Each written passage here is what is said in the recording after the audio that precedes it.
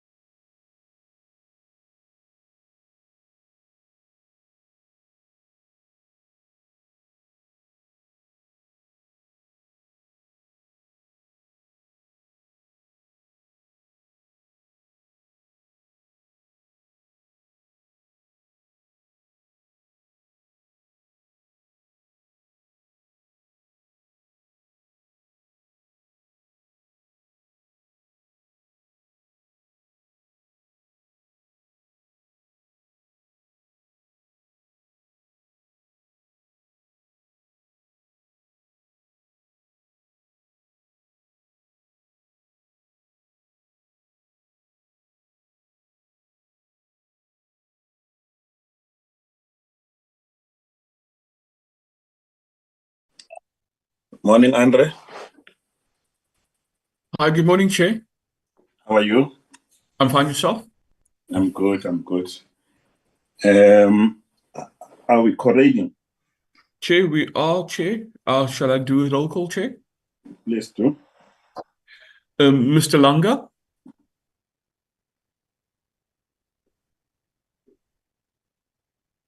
Mr. Langa is on the platform, Chair. Good morning. I'm here. Thank you, Andre. Mr. Chance? I'm present. Mr. Mndluli?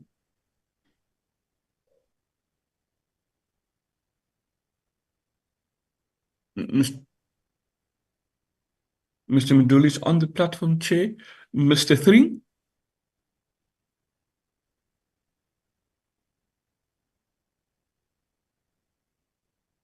Mr. Thring is also on the platform, Chair. Mr. Makutu? I'm present, thank you. Chair. Those are the members currently on the platform, Chair. We correct, Chair. Gigaba is also. Oh, on Mr. the Gigaba platform. joined late. My apologies. Yep. So I just joined. Yes. Yeah. Oh, thank you very much. If we can just share I'm sorry, Andre. Sorry, I was experiencing some network problems here. I'm also on the platform. Apologies about that. No problem, Mr. Mndluli. Mr. Thring is coming in again. Okay. Okay. Can we get the mover and seconder for the agenda?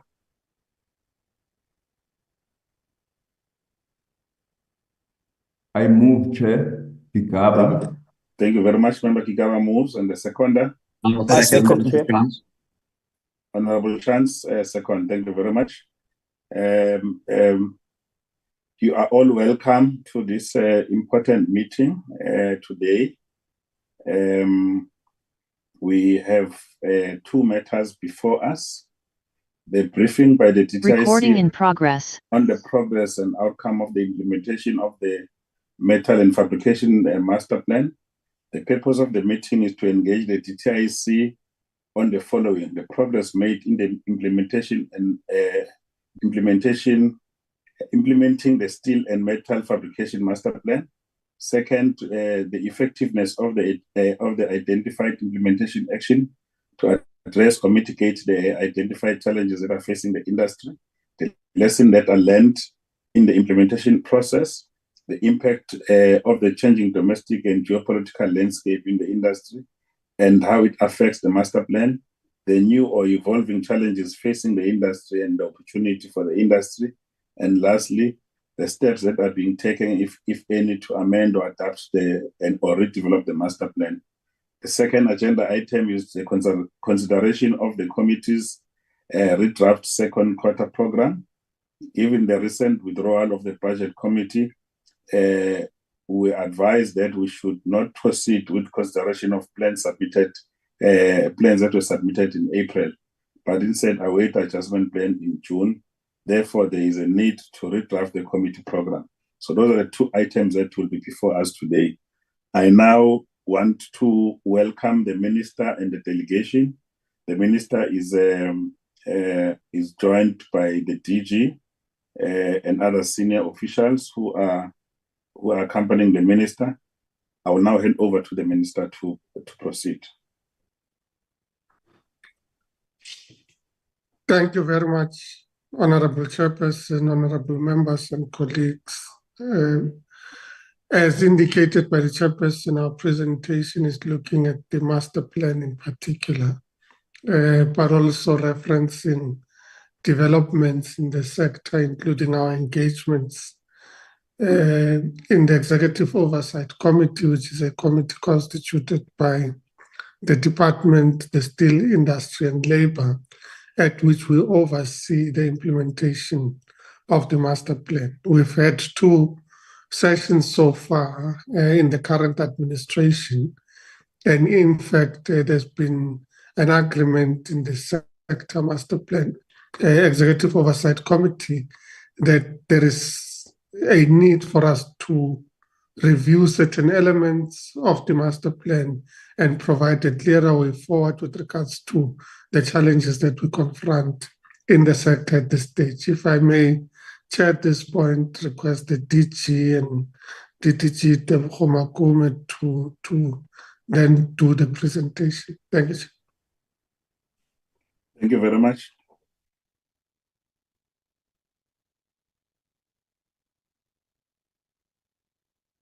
DG and your team.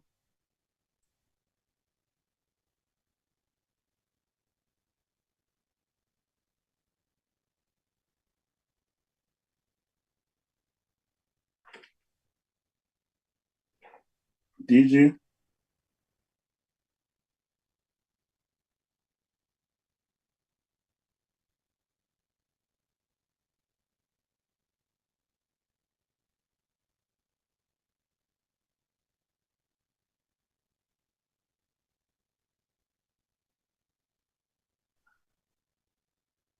Chair, good Can morning. you check if the DG is connected on the line? Okay, the DG is connected. I'll double check. Maybe he's... Okay. Yeah, can you just, yeah, so that in case it's got the comments and then before the DDG. Otherwise, we can then permit the DDG to proceed.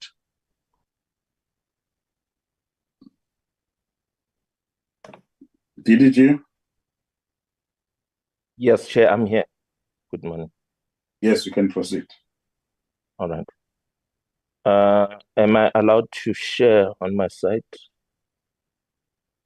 Yeah, the team will inform you. Okay. We'll do so now, Chair, because we gave Solo the rights.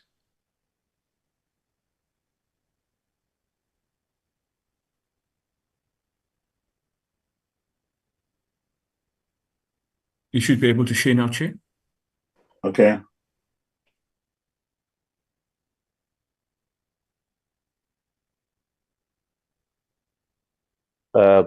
Chair, can you see the presentation on the site? Yes, we can see the presentation. Okay. Good morning, Chair, members, and let me acknowledge the presence of the Minister and the Deputy Minister, as well as colleagues. So the presentation, this is the outline of the presentation. It covers the current status and performance of the industry. So that will be the background information on the trends in the industry. And also then the focus is on the implementation of the master plan, provide the context, objectives, and aspirations, and also provide progress made to date. And then we'll give an update on what we have done to resolve some of the challenges faced by AMSA, particularly the long steel production. And then lastly, it will be the way forward. This slide, Chair, is just a background information on the steel making process, focusing on the raw materials, how steel is made from the blast furnace, including the electric arc furnace, which is using scrap, and then, you know, the processing, smelting of the iron ore into pig iron, so that production happens into rolling mills. And then at the bottom there, it then provides how the downstream linkages into the oil sector, construction, aviation, autos, and other industries which are using steel. Sorry, I'm trying to...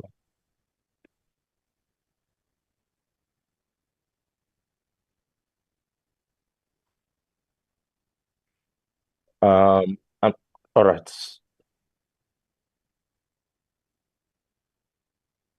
So this slide indicates the role of the steel industry into the manufacturing sector. and the source is from the Steel Engineering Industries Federation of Southern Africa. It shows that the steel industry, it constitutes about 26.15% of the manufacturing sector. And the table there, it indicates the subsectors which are using steel, and it shows what that the basic iron steel products, non-ferrous metals, and other sectors. So it's a tabulation of the usage of steel. So steel industry is very important for industrialization in the country. It leads to economic growth. It provides jobs because we are manufacturing. We are also protected in terms of the import. So it plays a role in terms of the trade balance and the balance of payments as well.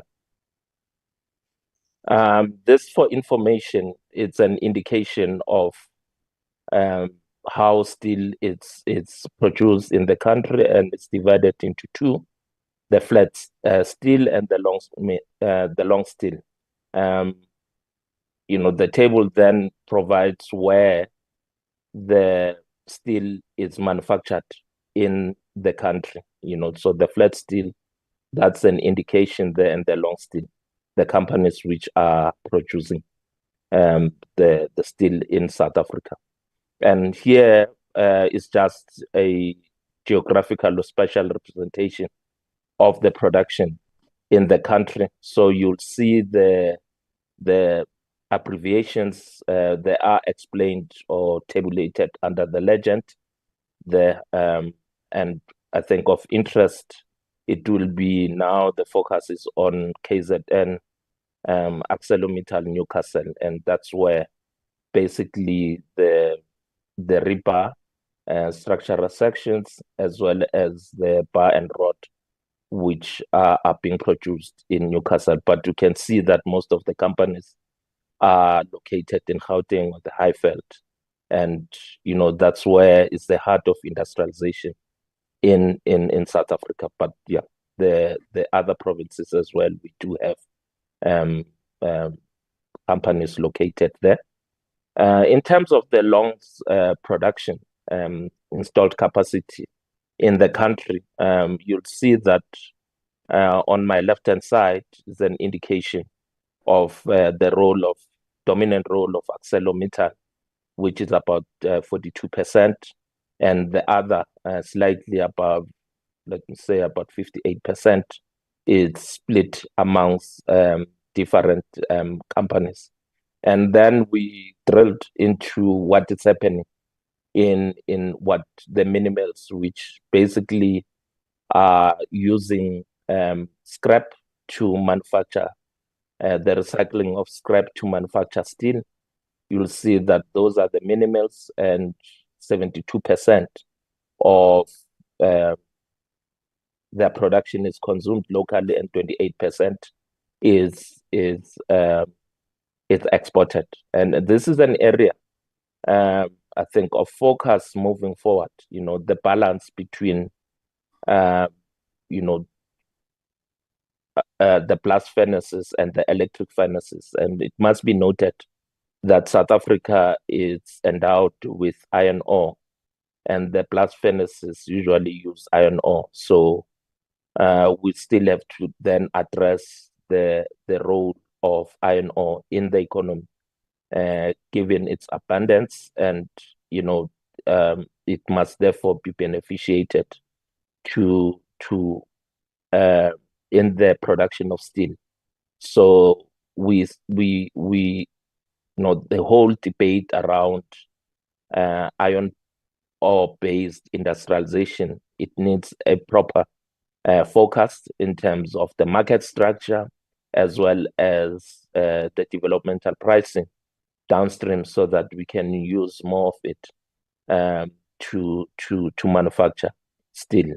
So that is important because we must still continue manufacturing primary steel, so that logically there can be scrap, because if we don't manufacture ultimately will have to also start importing scrap to manufacture, from the minimals, so that they can be able to manufacture scrap steel from scrap. So the balance between the blast furnaces and the electric furnaces, it's something that we are working on as a department, and I will provide more information later. This slide, it's also important in the context of what I've just explained. It provides the trends in the steel making in South Africa, and the yellow trend line just indicates that the steel making capacity has been added.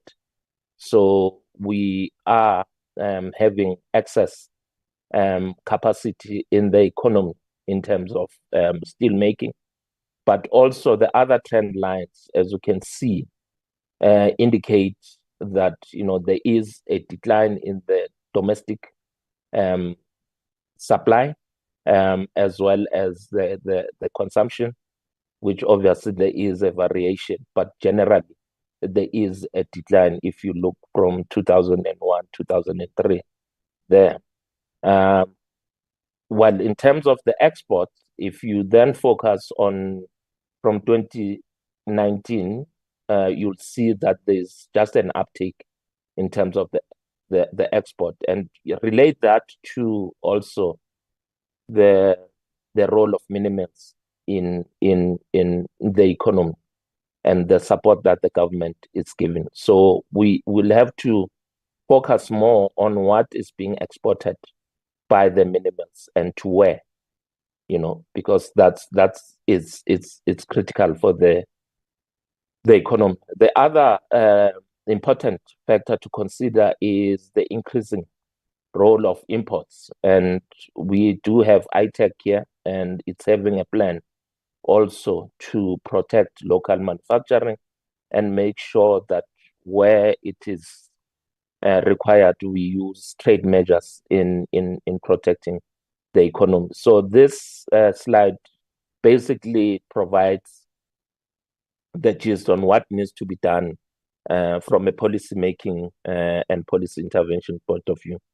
The other area that we are focusing on is the production versus the consumption in the economy. And as I've presented, the consumption, the production has declined, and mainly it's because to subdued demand and sluggish economic growth. So you will then expect that, depending on the economic analysis, that still it's also a derived demand, linked to economic growth. So if growth it's subdued, so is the demand for the steel products, and this is indicated by the graph.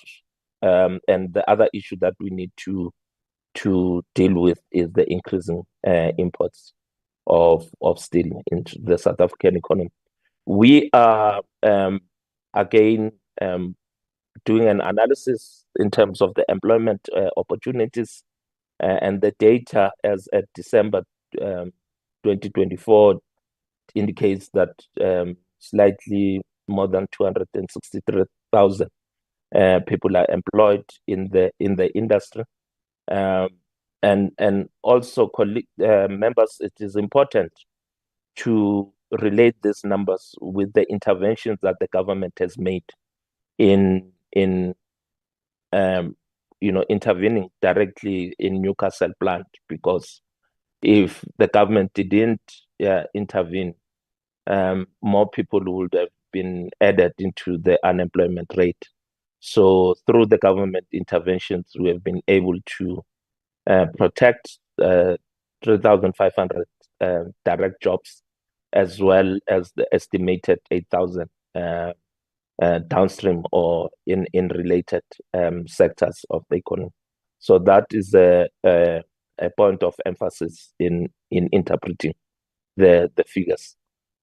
So moving directly then to the 2030 vision of the master plan and the pillars. What we are trying to address is the local market optimization, regional market development, competition in the industry, including value addition, as well as transformation in the value chain. So the work streams that are being pursued by the master plan, it's more on the supply side, dealing with the role of raw materials, technological improvements, competition broadly, investments in R&D, as well as innovation. On the demand side, it is important that we deal with the legislation in terms of the Public Procurement Act, but also scaling up demand in the economy, so through infrastructure development, and we are engaging with the SOCs, and also through the Proudly South African campaign, we are engaging with the private sector also to buy locally manufactured steel products. On the export side, we are focusing on the regional growth, the implementation of the AfCFTA. We are of the view that growth in Africa also provides an opportunity for South African steel manufacturers to supply in other African countries. Resource mobilization, funding, direct and indirect incentive support is what we are working on.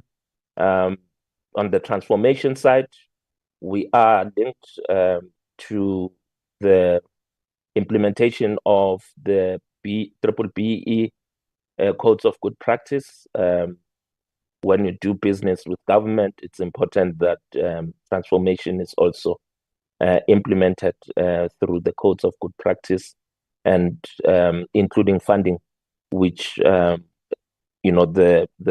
department is pursuing, or currently has published the concept on the transformation fund, which the public has been asked to send comments, and this will be targeted, and that will be targeted at different sectors, including the steel industry.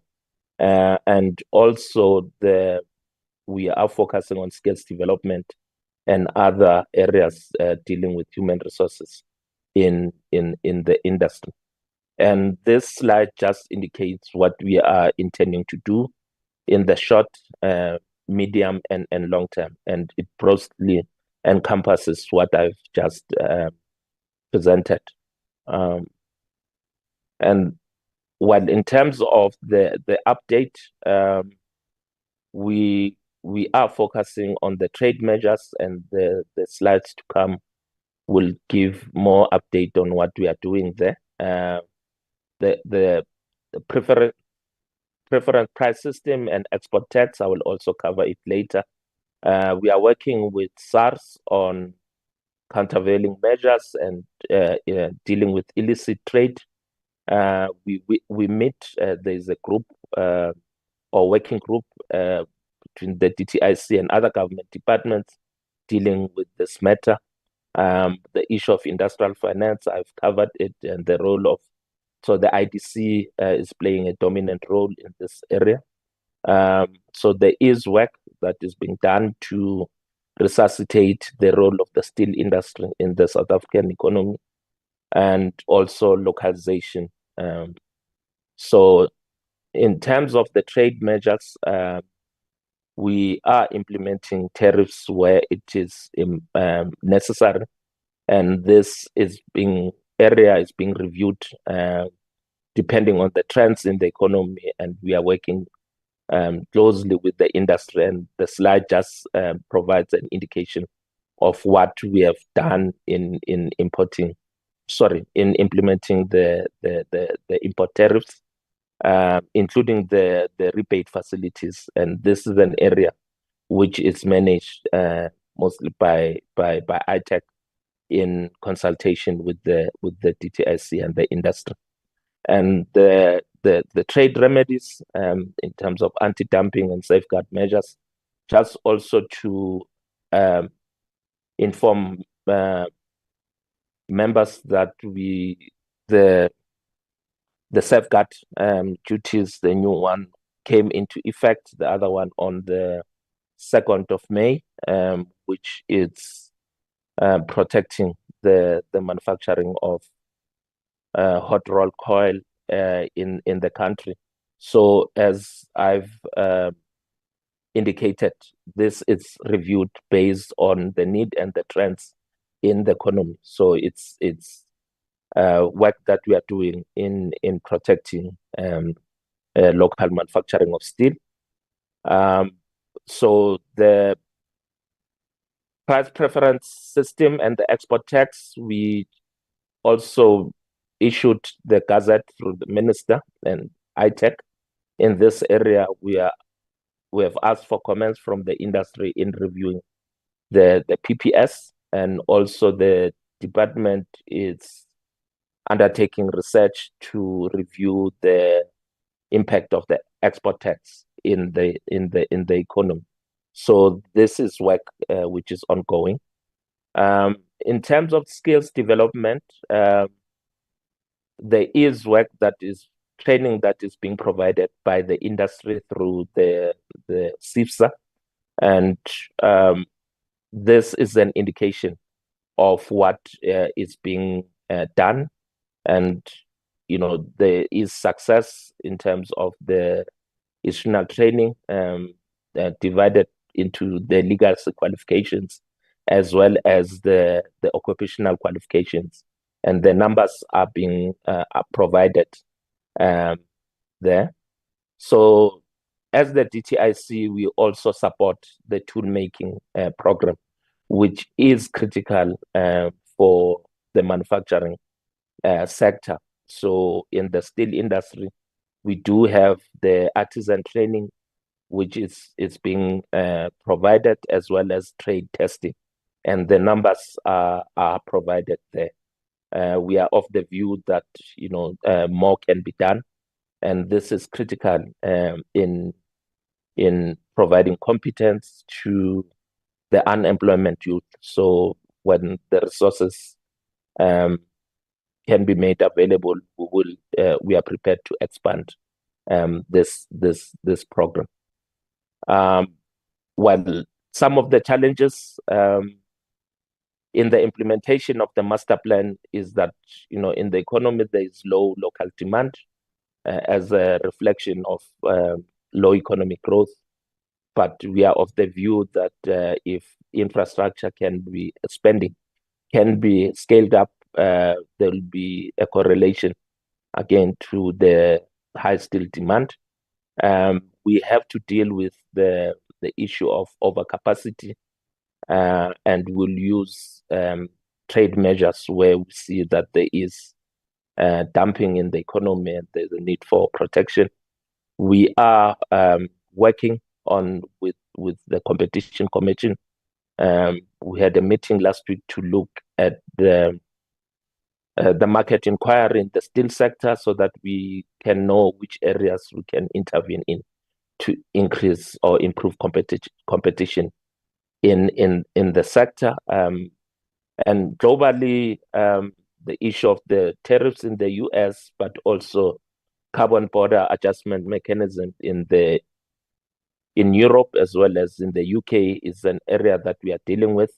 We are engaging with countries at the multilateral and bilateral level to deal with that challenge.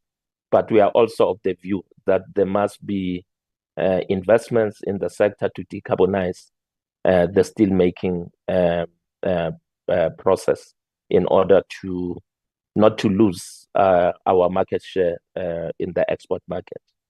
And then we are continuing engaging with the industry master plan. As the minister has indicated, we have engaged with the industry last year as well as this year. And you'll see in the table there, we have agreed those are the areas to be addressed. I've covered on the PPS and the export tax, we are engaging with other government departments to deal with the logistics as well as energy challenges from the tariff point of view. So those are the areas that we have agreed to take forward, and as the department, we are working on the roadmap to address those issues. And when time is right, we will come back and report to the committee on that roadmap. Highlight on update on what we have done in supporting AMSA through the DTIC and the IDC, including the Department of Labor /CCMA. We have made funding available to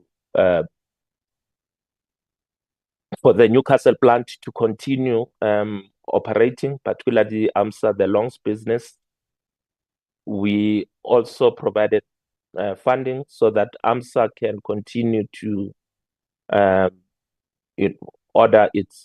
continue to fulfill its order book, particularly in the autos industry, because that is the biggest danger we are having if then the longs business closes down in Newcastle.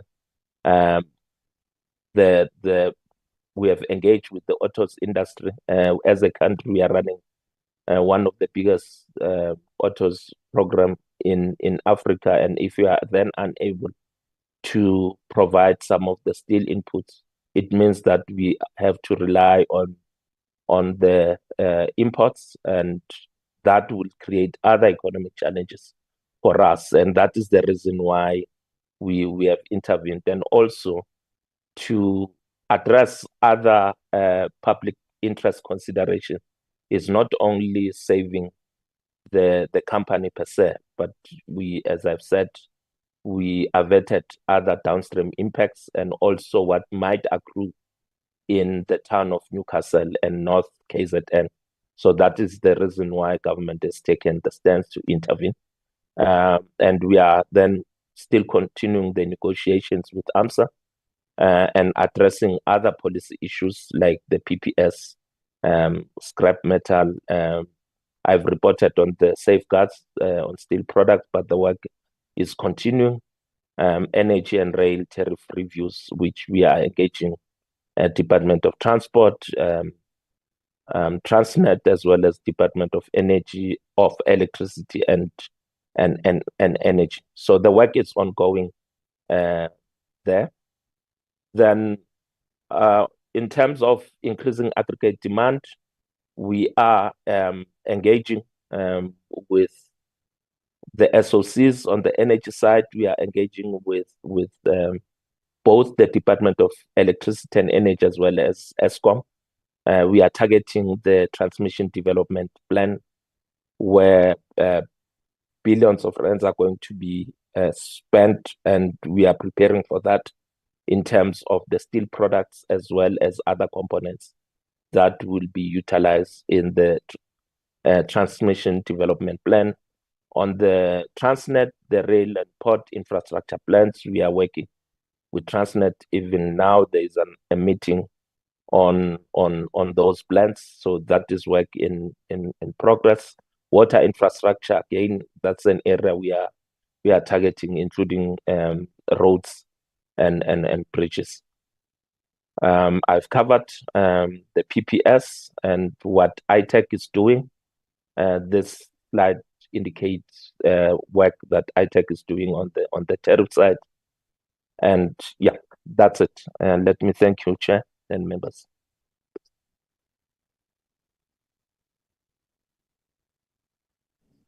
Thank you very much.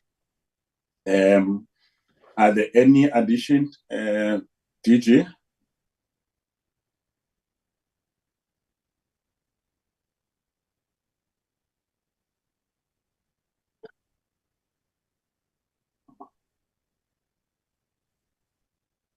Anything from you, DG?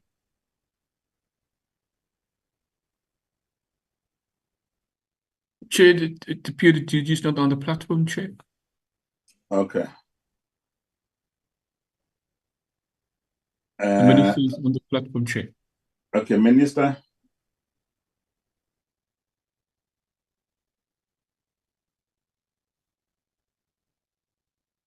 Chair, I'm covered by the presentation. Thanks. Okay.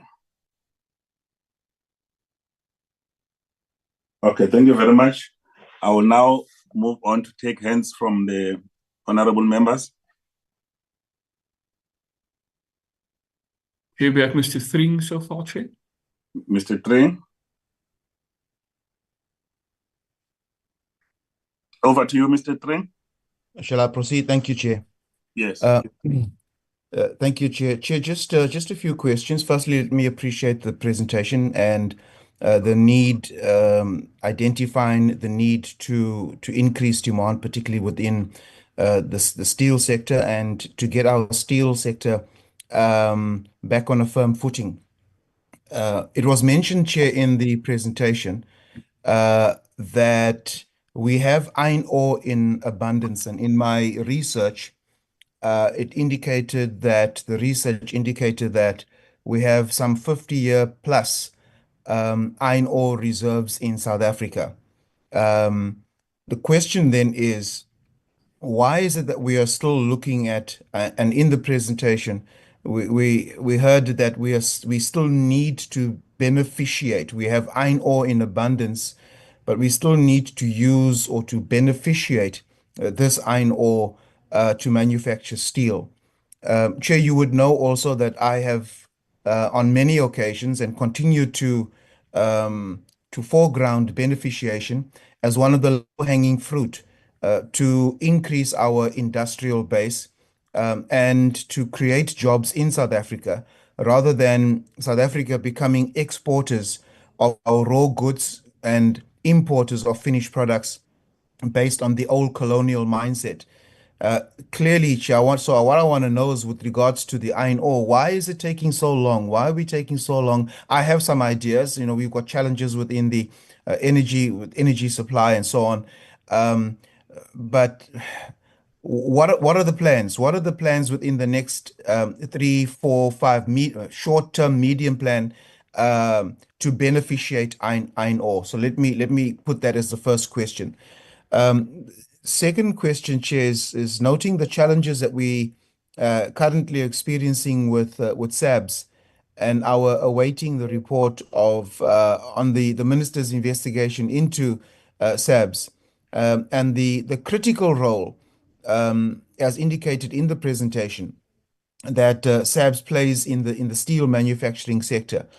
Can we be provided with more insight or information into what the ongoing work with SABS and NRCS is in developing and reviewing standards on our vulnerable steel products? So what's the progress in that regard? And then I think my last question, Chair, is our industrial base has actually decreased substantially over the last decade or so, and I think I stand to be corrected, but it has been over the last decade or two a decrease of about 22%. And what this speaks to is a failure, really, to implement the necessary structural economic changes that ought to be implemented. So what are the specific? So my question is, what are the specific structural changes that are going to be implemented in order to grow our industrial base and hence increase domestic demand in the steel sector? Thank you, Chair. Thank you very much. Is there another hand? Member Chance? I think Mr. Ndluli has put his hand up, but I'm happy to contribute later. Okay, Mr. Ndluli.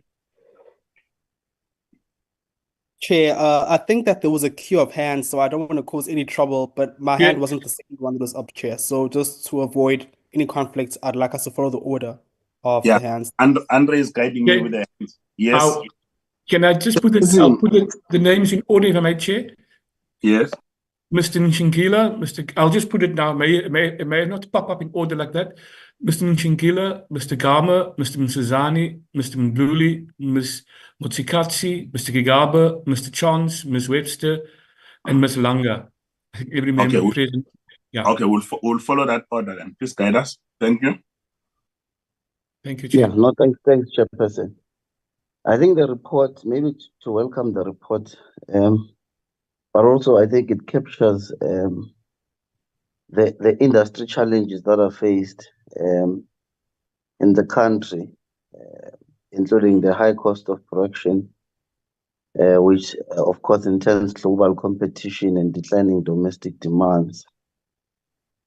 But in the main, Chair, what is not well articulated, or maybe what would dispute, is the current energy solution that is being presented in this report. The Just Energy Transmission, Chair, we strongly don't believe that it has the interest of growing or changing or transforming our energy crisis in the country. We still maintain that our fossil fuels are still very adequate, and we still maintain that we ought to also look into nuclear as those proposals, because the current energy proposals continue to advocate for the interests of the Western market, but also not necessarily looking and harnessing what we already have in the nation. But I think Mr. Frame has correctly raised the question of beneficiation, which I'll have to overlook.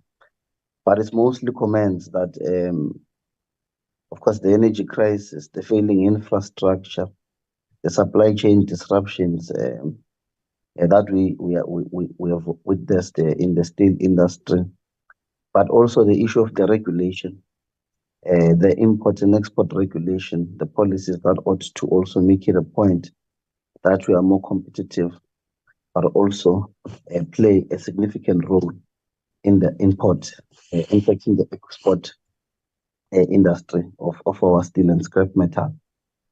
Because one would have argued that the current export taxes of scrap metal would have created a double burden for the scrap metal industry, and it also distorts the market. I think I would also want to see, as they move in executing the plan, the master plan, how that is going to be managed. Because at this stage, of course, we are listening to a report, but we'll measure as they report and as they implement the solutions. And of course, the issues of the jobs and the economy have been well captured. But of course, we have to, because when we measure as per the Q2, Q3 reports, there are significant job losses, but we'd want to know as to how then this master plan is going to have an impact in turning the tide and creating the most needed and significant jobs in the South African market. So, but also, Chair, maybe lastly, one would want to also know the South African industry, steel industry, the investment in the modernization of the sustainable technology, so that they can be able to stay in competition with the international players in the industry, Chair. So I think that's one I also want to know from the presenter. Thank you, Chair.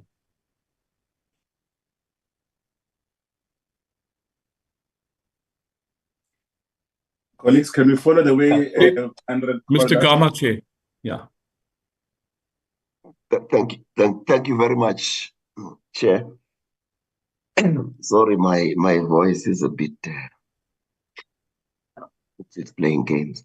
I just want to understand what assessments have been made with ArcelorMittal in terms of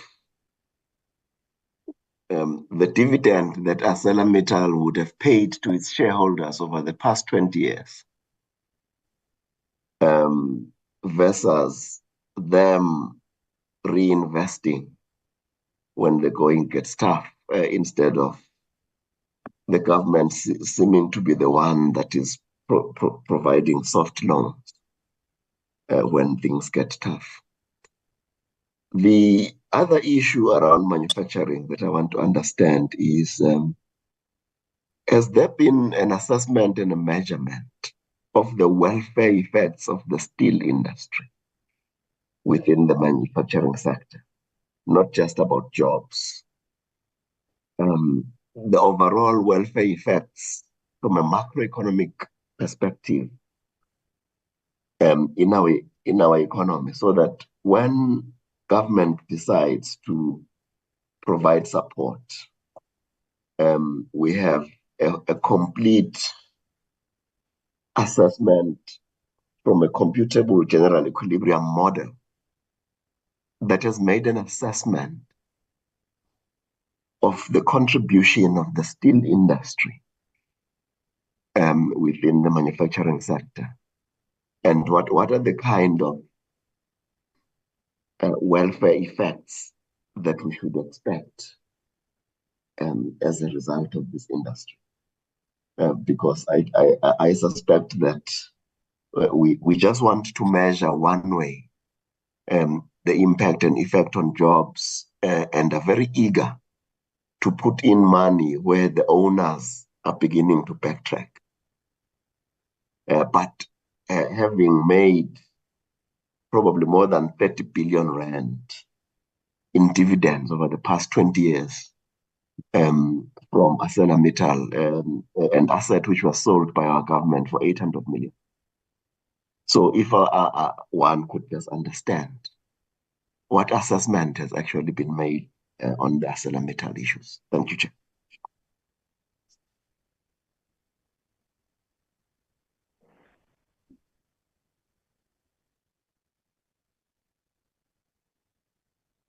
Thanks, Chair. I assume that I'm the next. Is Mr. Msizani, Chair? Msizani, okay. And followed by yourself, Mr. Mdluli. Thanks. Thank you very much, Chairperson, and the greetings are extended to the committee.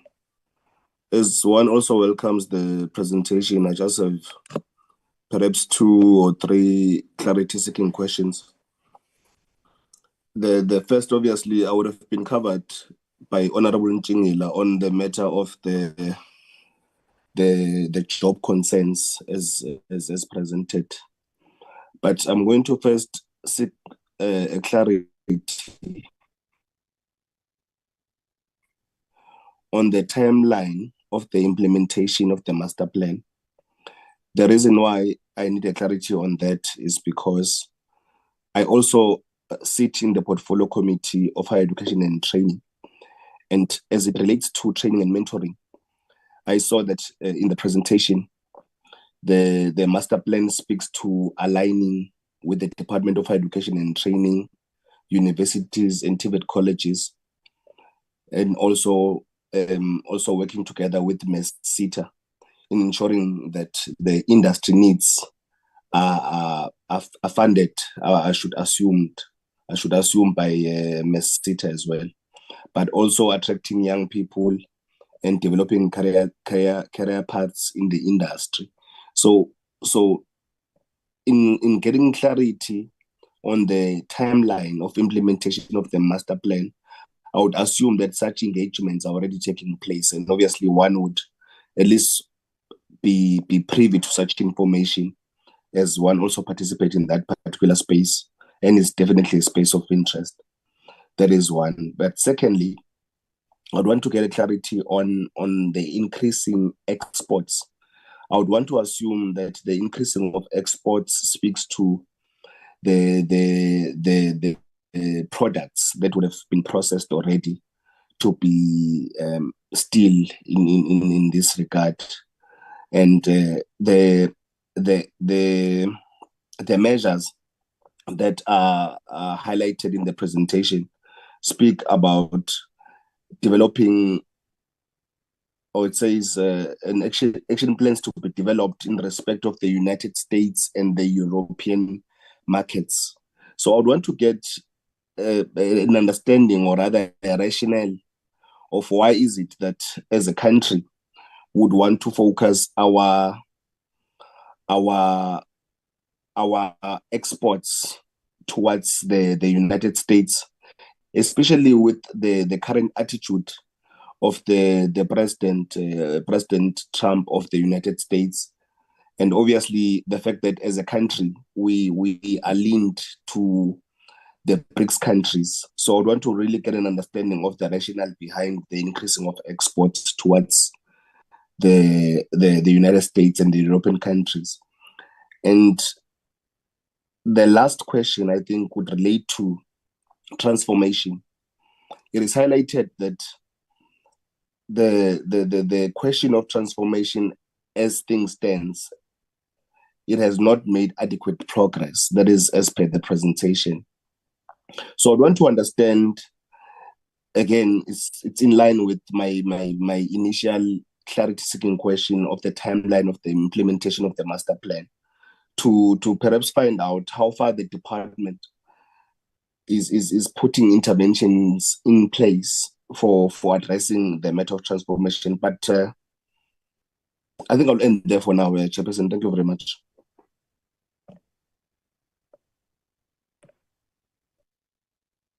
Mr. Mdluli, Chair, followed by Mr. Gigaba. Thank you, Andre. So, thank you very much for that informative presentation, and also to my colleagues who have spoken before me. I just have a few questions, Chair. I'll begin with page 12. It talks about a steel growth fund. I would like to ask, is there any idea of what this is and how much is in the fund and how much has been dispersed and to who and for what purposes, where the money is coming from for the, to capitalize the fund? The second question is with regards to page 13. Which companies are needed to sign the reciprocal, reciprocal agreements and also in return for what? And the third question is with regards to the PPS and export tax. What has the effects of this been for ArcelorMittal, given its given that they identified this as a specific risk for their business? The other question is with regards to page 15. How have the tariffs that have been imposed on page 15 impacted the downstream players? And also, the only downstream products on this list is Space and a Shuffle, which the monopoly manufacturer is Alasha and Fasteners. And then moving on to page 17, how much of a premium was paid to localize those rail products? And the last question is on page 22. So on page 22, you keep talking about overcapacity in long steel. So therefore, it's worth asking if PPS and export duties will be reduced and if the IDC will reduce its funding for the sector. Because just to add a minor comment, when there is oversupply, governments should keep encouraging more supply. Thank you. That's the questions that I have for now.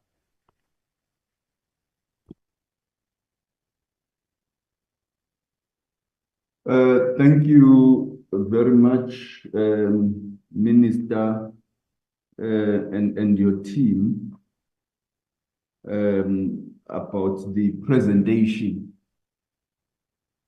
First, let me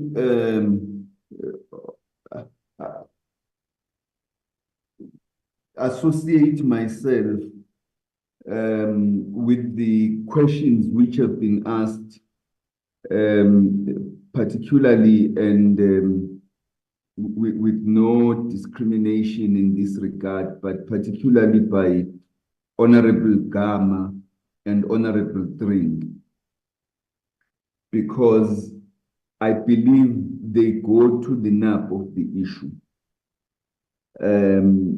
You know, until South Africa beneficiates and adds value to its commodities, we will forever remain vulnerable to the foreign companies and to the global market, which sets the price that we have to take without having much power in that regard. And many of these companies, because they have no interest, they don't have South Africa's industrialization interests, they will take the profit, go away, and when they experience problems, turn around and threaten us that they are going to have to close down, jobs will be lost, we need to do something in order to save them. That is a serious problem. And often, steel prices make our infrastructure rollout costly, especially for capital investments. It's an issue that, you know, we must get, and I think the question that Honorable Tring was asking is, for how long are we going to talk about this? At what point are we going to get to where we begin to do something and we say we are doing something that is going to take full advantage of the rich mineral resources we have to manufacture steel and begin to become a significant player in the global value chain in this regard.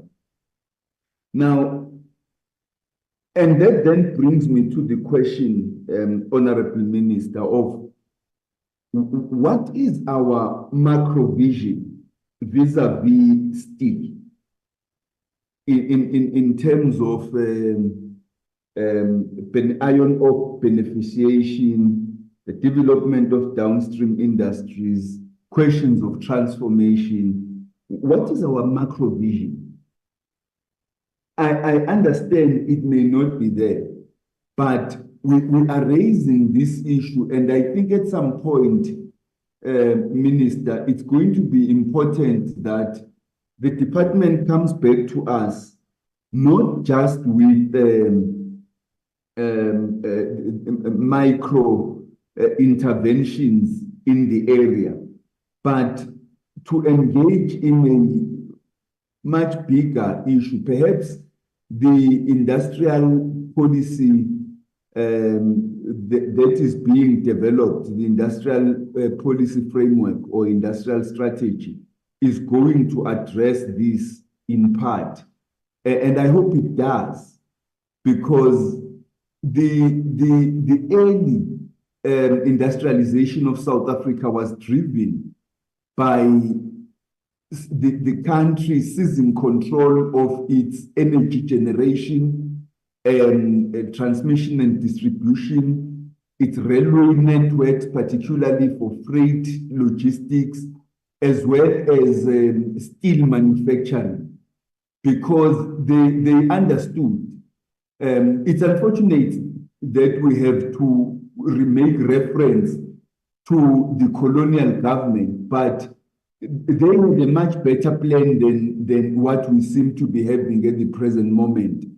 And that plan would have worked had it not been for the negative impact of the minerals energy complex and the fact that they were implementing a racially exclusive policy. But it's something that we need to refer to as we seek to industrialize and grow our economy on a sustainable basis. The final point I would like to ask Honorable Chairperson, and perhaps maybe not ask the question, but make the point, is that, you know, even though the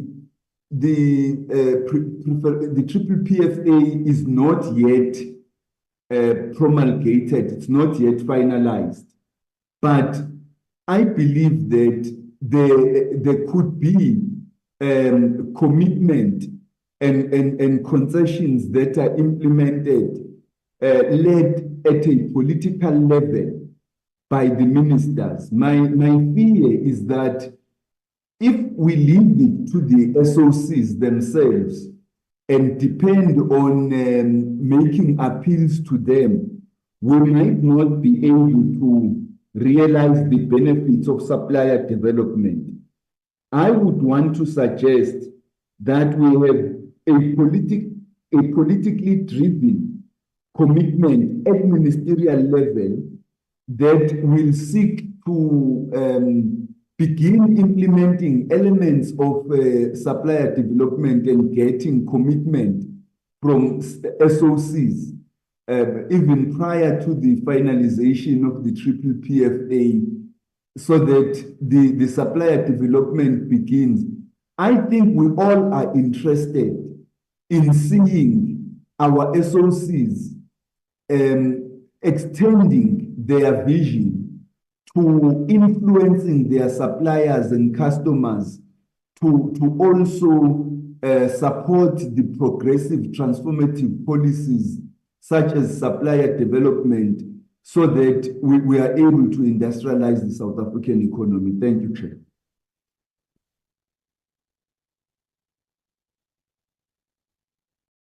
Thank you very much, Chair, and greetings to fellow members, Minister DM and DTIC leadership and the support staff. Chair, let me also join my colleagues in welcoming the presentation by the DTIC. Maybe one must also appreciate the questions that have been posed by fellow members, as I have been also fairly covered in some of those questions. However, I think I still have a few left with me.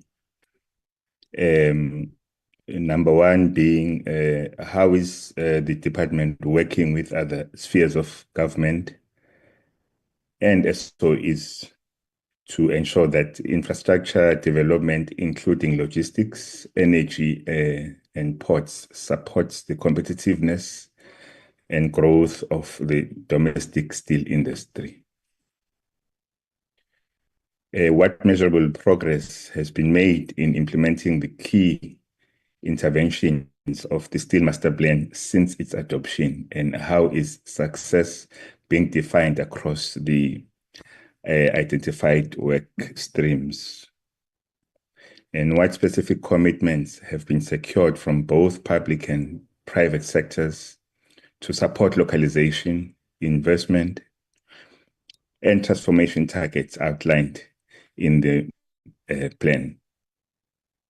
The last one, how will the Industry Development Council ensure accountability and coordination amongst stakeholders, and what role will it play in monitoring the plan's socio-economic impact, including industrial capacity, employment, and competitiveness? Thank you very much, Chair. I think it's my turn, Chair, if I may. Thank you very much. Should I continue?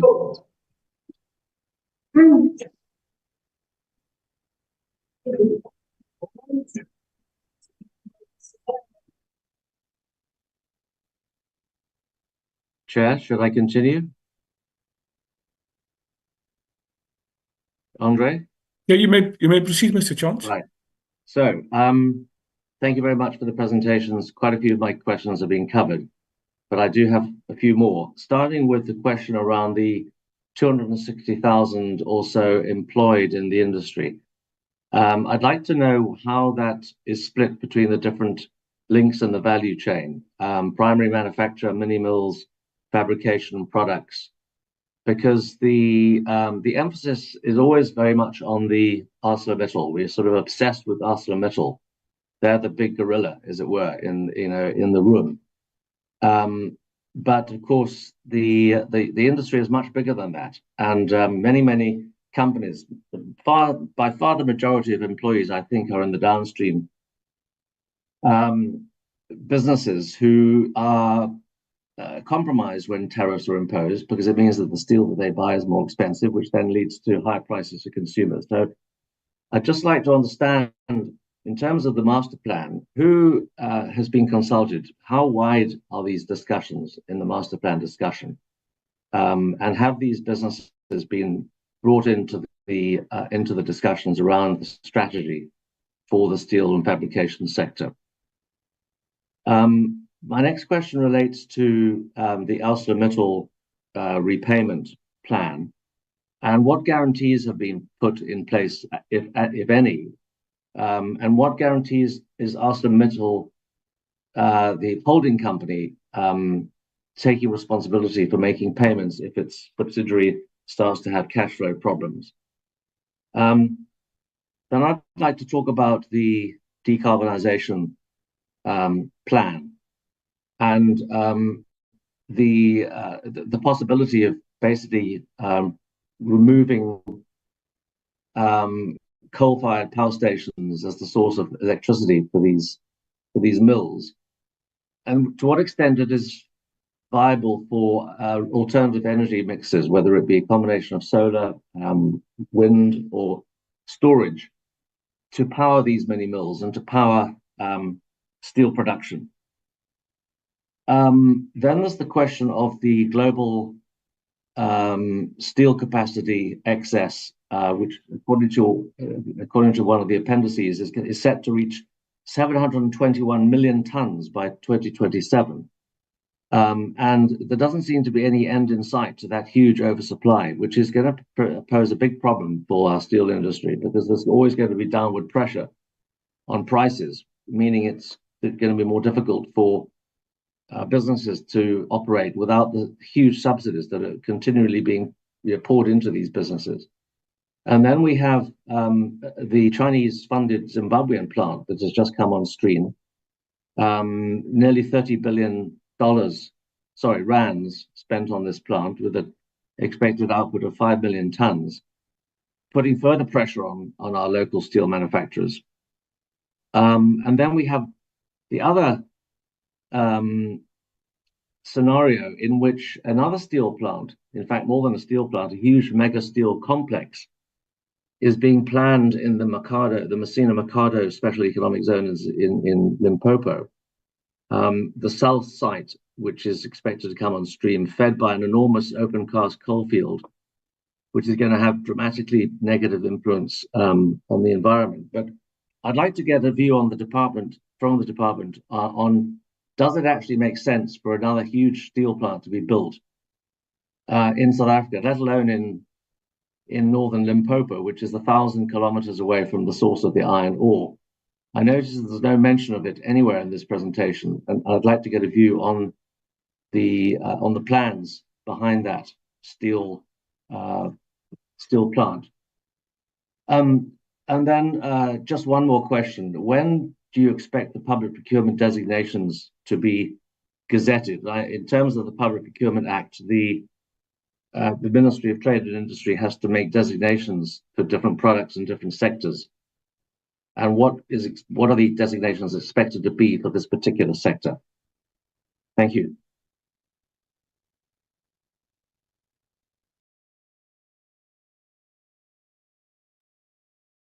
Chairperson, that's all the hands.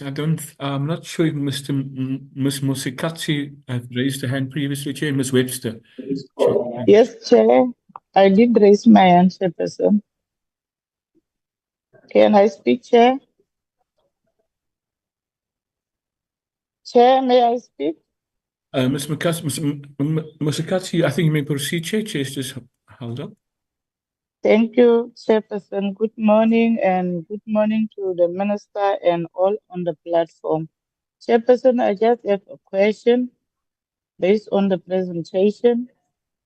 Given that domestic local steel production has been hampered by weak domestic demand, how does the DTIC intend to strengthen domestic aggregate effective demand of steel products?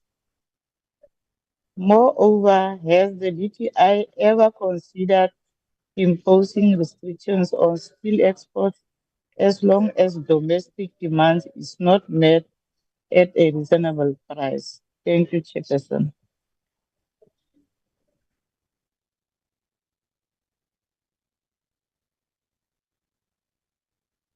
Can I proceed, Chair?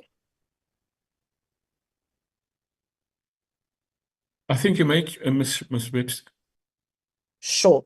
Thank you very much. Firstly, thank you to the minister and the team for the presentation, and greetings to colleagues and fellow members.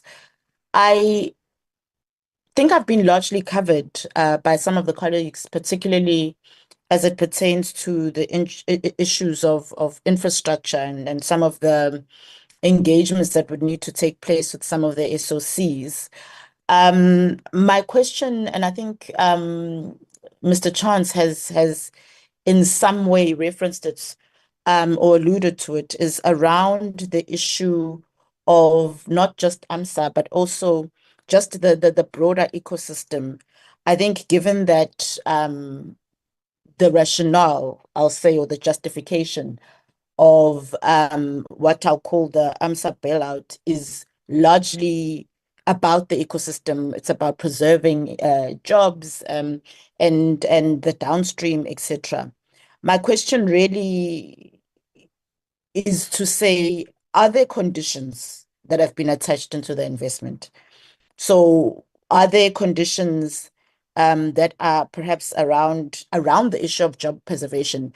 Are there jobs that have to be preserved as a condition of the investment? Are there local procurement conditions that have to take place? Do they have to upgrade the plants as part of the investment? Because that was part of the issue that has led to the position that AMSA has found itself in. So is there a condition that speaks to ensuring that there are plant upgrades? And if so, how are these conditions going to be enforced to make sure that we don't find ourselves here, or at the very least, to make sure that we don't find ourselves having not benefited or having not had the return on this loan, on this investment that has taken place, which is supposed to be preservation of jobs and really just making sure that we save the industry. And then related to that is the downstream sector that we keep referring to and talking about, the manufacturers, smaller businesses, but there isn't in the presentation much detail or any tangible measures from the master plan in terms of how exactly are they being supported. I think it would be great to hear about any interventions that are being implemented to make sure that we have a downstream that actually grows, and that we have a downstream that becomes competitive as well. So I would like to hear that. What are the actual tangible measures that are there, and what are the interventions that are there to be able to support the downstream? Thank you very much. Chair, there are no further hands, Chair. It's over to you.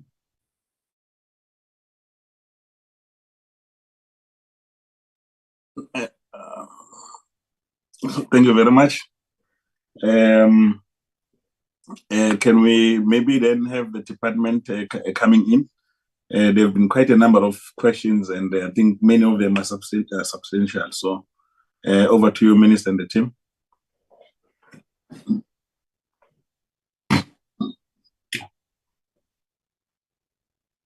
Chair, can I allow the colleagues to come in first, and then I'll come in at the end? Thanks. Okay.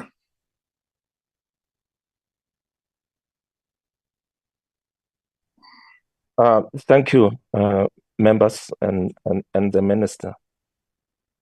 I have my colleagues here who will, through you, Minister, will also add to the responses. So some of the questions that have been raised,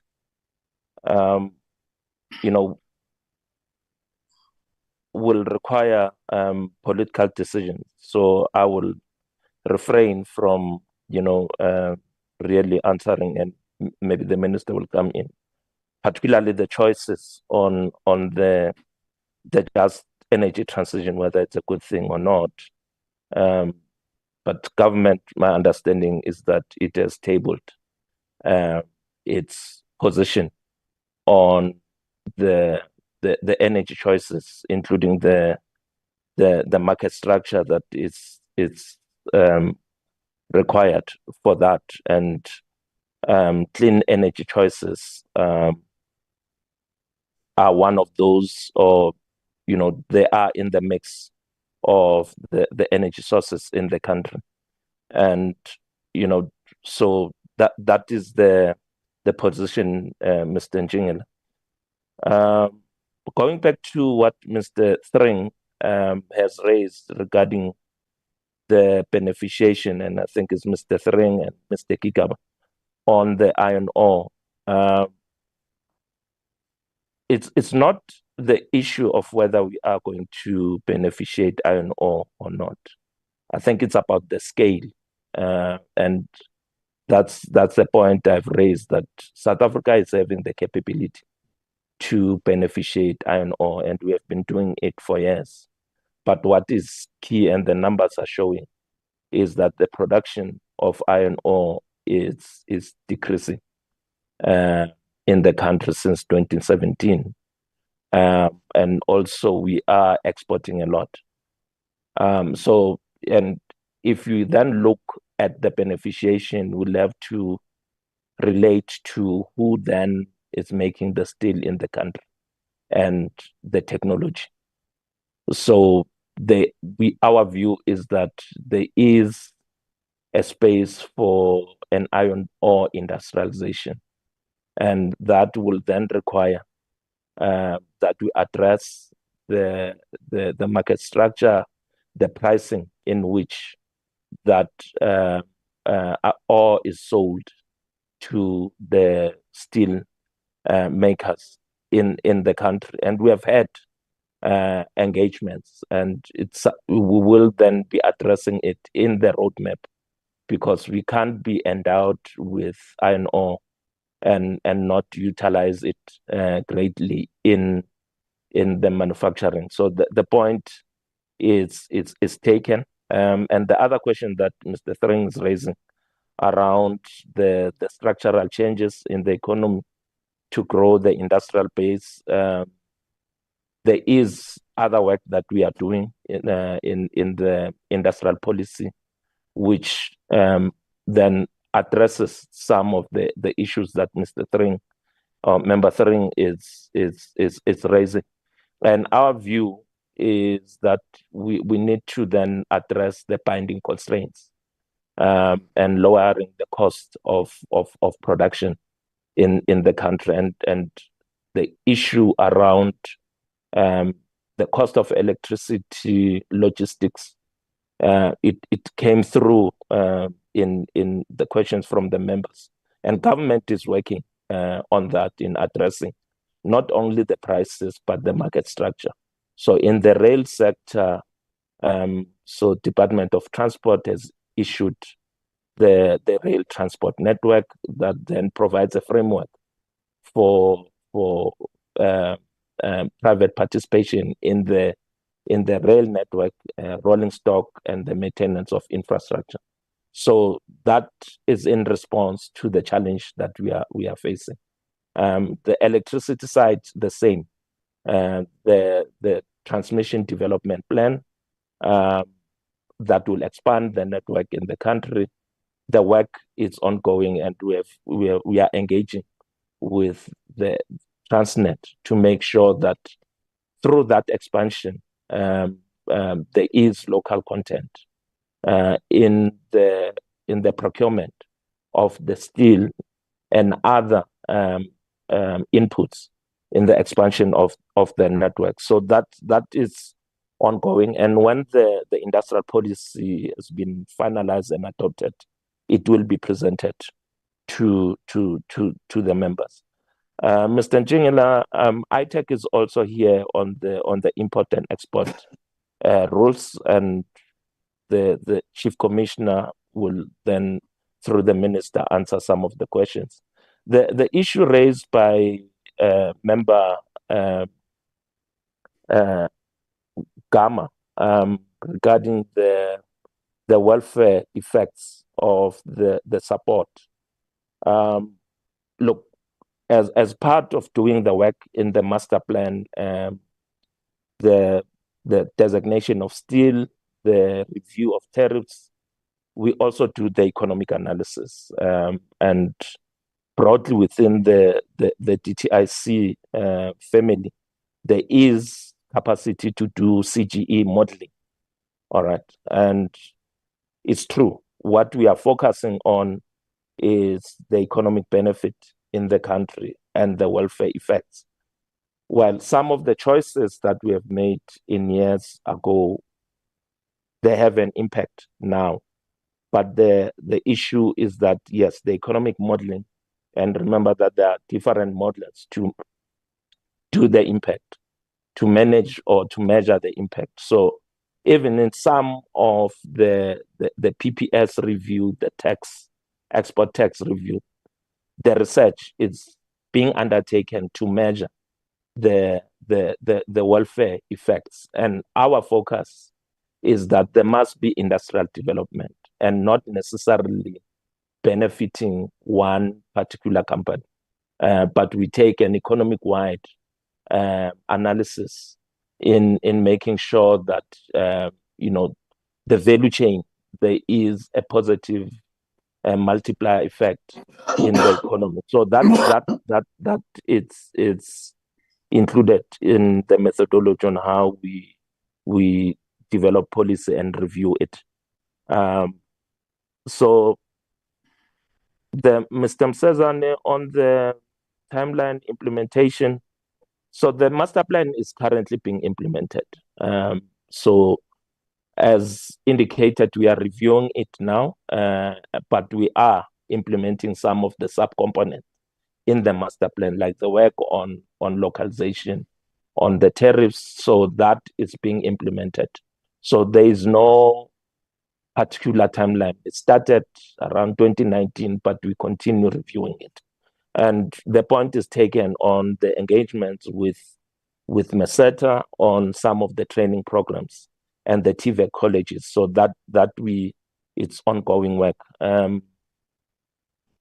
Yeah, so I will ask my colleagues to answer more on the particulars, the issue that has been raised by Mr. Mdluli on the Steel Growth Fund, how it is being implemented. The reciprocal commitments on tariffs, Chief Commissioner, if you can cover that. But the other issue, Mr. Mdluli, that we are raising on the premiums for localization, I think we must all agree that there is a cost to development, and the state must be willing to cover that cost.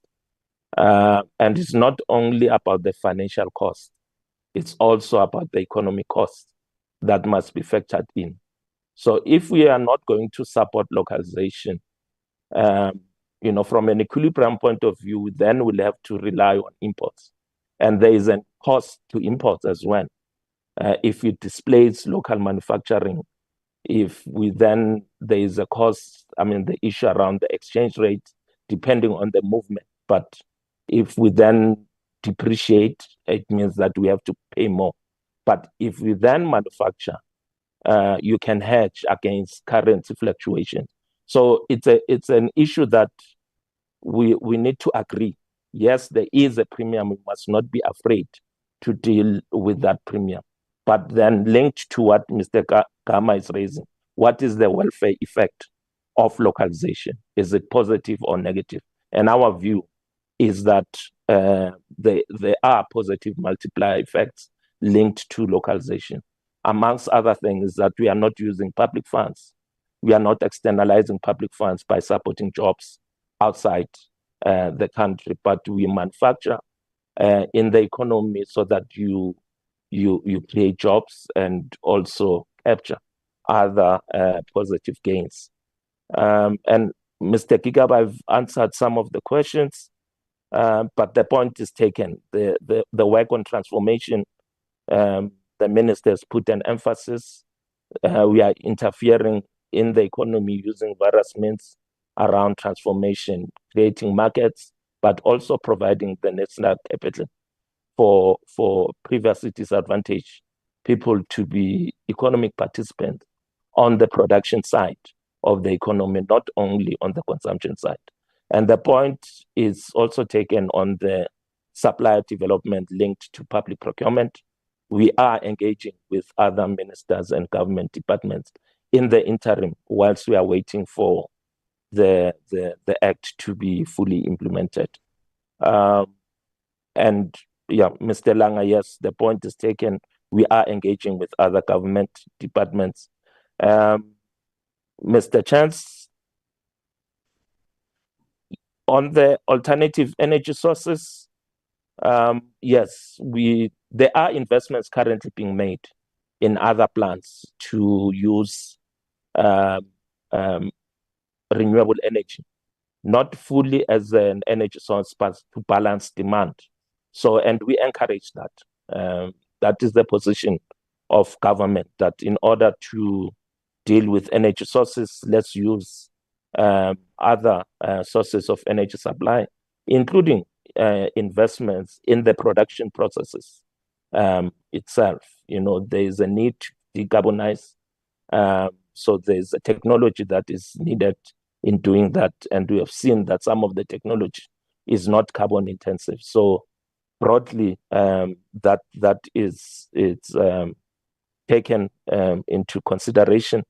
And yes, I think the IDC at a later stage will cover the issue around guarantees, because some of the information is confidential. The point on Zimbabwe, Messina, I think the minister will deal with that, but broadly we are engaging with those issues from a risk management point of view, as we are optimizing production in the steel industry. We also have to assess the risks, and we do advise the political principles on those issues. Member Masikadzi, on the aggregate demand, it's covered in the presentation. We are engaging to increase aggregate demand, and it must be emphasized that aggregate demand does not necessarily come from the public sector only, including the private sector. It's important that we engage with the private sector so that we increase aggregate demand in infrastructure development and capital formation by the private sector. I think it's good for the economy as well. So just a matter of emphasis that is not only the public sector. And lastly, Ms. Webster, on the ecosystem, the job preservation. So specifically the conditions on the TERS funding by the Department of Labor is that AMSA must not retrench employees during the period in which the money is provided. So that is a condition. And also the IDC, we have engaged that we preserve jobs, but also focus on productivity improvements moving forward. And we do protect the downstream industries. And the reason why we have intervened is to protect, in particular, the autos industry.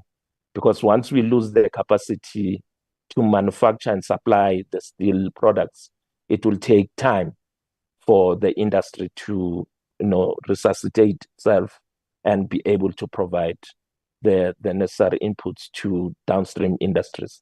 And it should be viewed in that context as to why we have intervened in that manner. And it also covers the question raised by Member Gama on the welfare effects, and that's what we are driving. So my colleagues, through you, Minister, they can cover on the Steel Growth Fund, and the Chief Commissioner on the reciprocal commitments on tariffs. Thank you, Minister.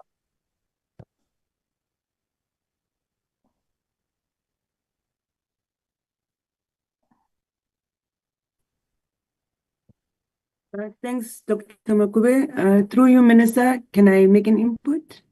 It's Tandy. Can I proceed?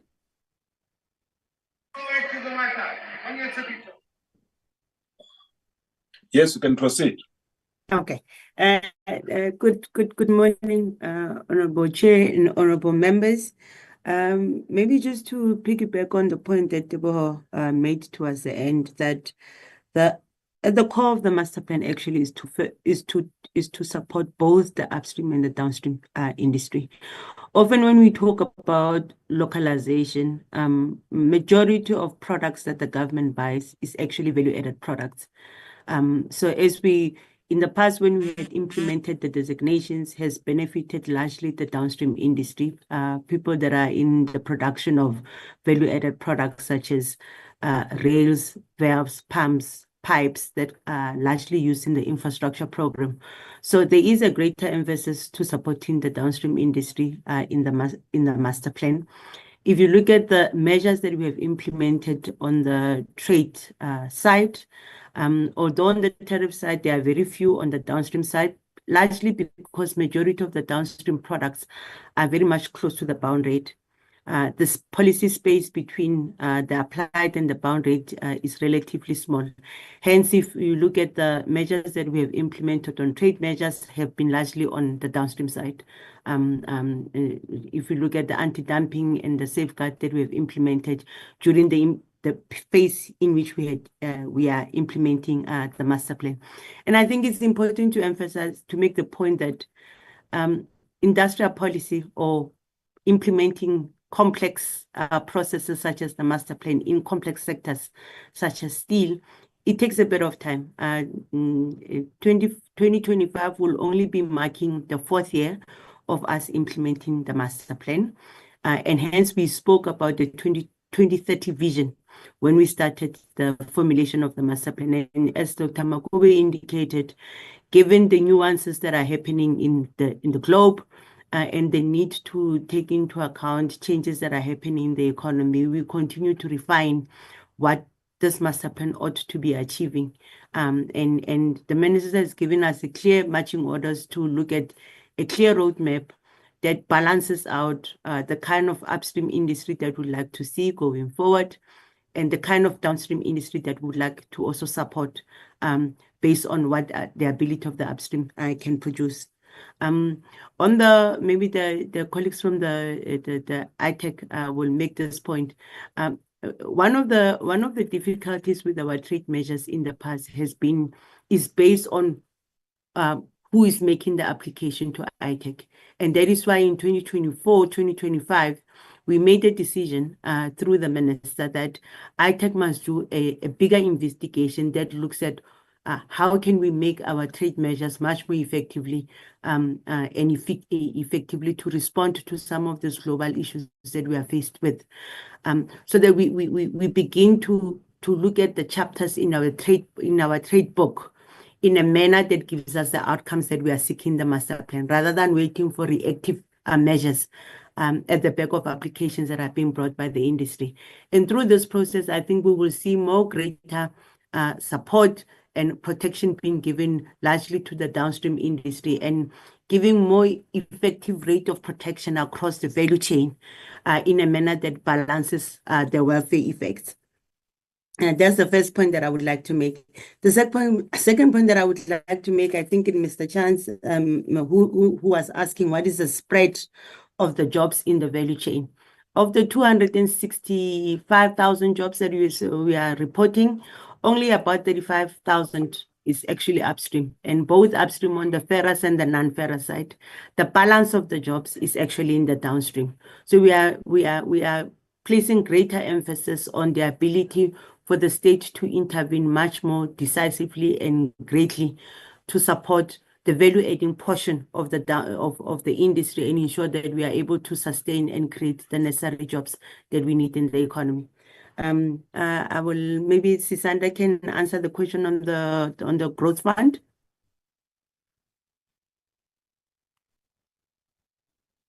Thank you, Tebo. Yes, you can proceed.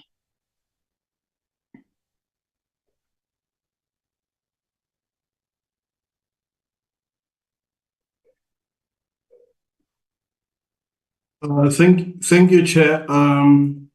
through you, Minister, and greetings to members. On the growth fund, the fund is the Downstream Steel Industry Competitiveness Fund. It is administered by the IDC, I think, on behalf of the department. And to date, the department had made disbursements to the tune of 30 million rands. And as of last December, only 23%, I think, of the budget was spent on projects that are aimed at competitiveness improvement in the downstream sectors of the steel value chain. So we continue to review, I think, because the uptake is a little bit concerning. So we continue to review the qualification criteria as well as the conditions attached to this fund. Of course, also the quantum is fairly small, so there is a proposal on the go to increase this substantially. Coupled with this is also a proposal in the new financial year for a decarbonization fund that we are of the understanding that would be made available by UNIDO for the decarbonization within the value chain. And then once again, the IDC is queued to actually administer that fund. I think we're in the final stages of getting a heads of agreement through UNIDO, as well as an agreement with the IDC for the administration of the fund. Those would be the two, I think, major financial support instruments to industry. And thank you, Chair.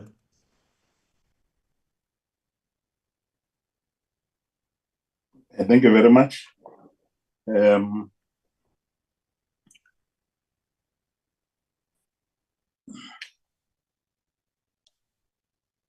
can switch off the video. We can find.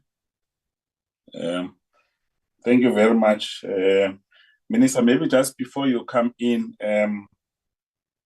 there has been allegations that over time, at least over the past 20 years, and I know that this obviously would not be the sins that me and you would know. There are allegations that the owner of ArcelorMittal has been taking dividends of not less than about 1.5 billion on an annual basis. It decides as and when. So I wanted to test with you or the team whether or not someone has actually looked into the financials, notwithstanding the fact that we continue to as government to pour in resources to try and rescue this specific entity. Secondly, there were discussions with timelines when we engage with the ArcelorMittal. So I'm not getting a sense of whether there is a decision and if there is, what is the nature of that decision? Are we saving the company or are we saving the industry? What is the position of government? So that at least there's clarity on those specific questions. So I wanted to add those so that we can give you to wrap it up, Minister. Over to you. Thank you.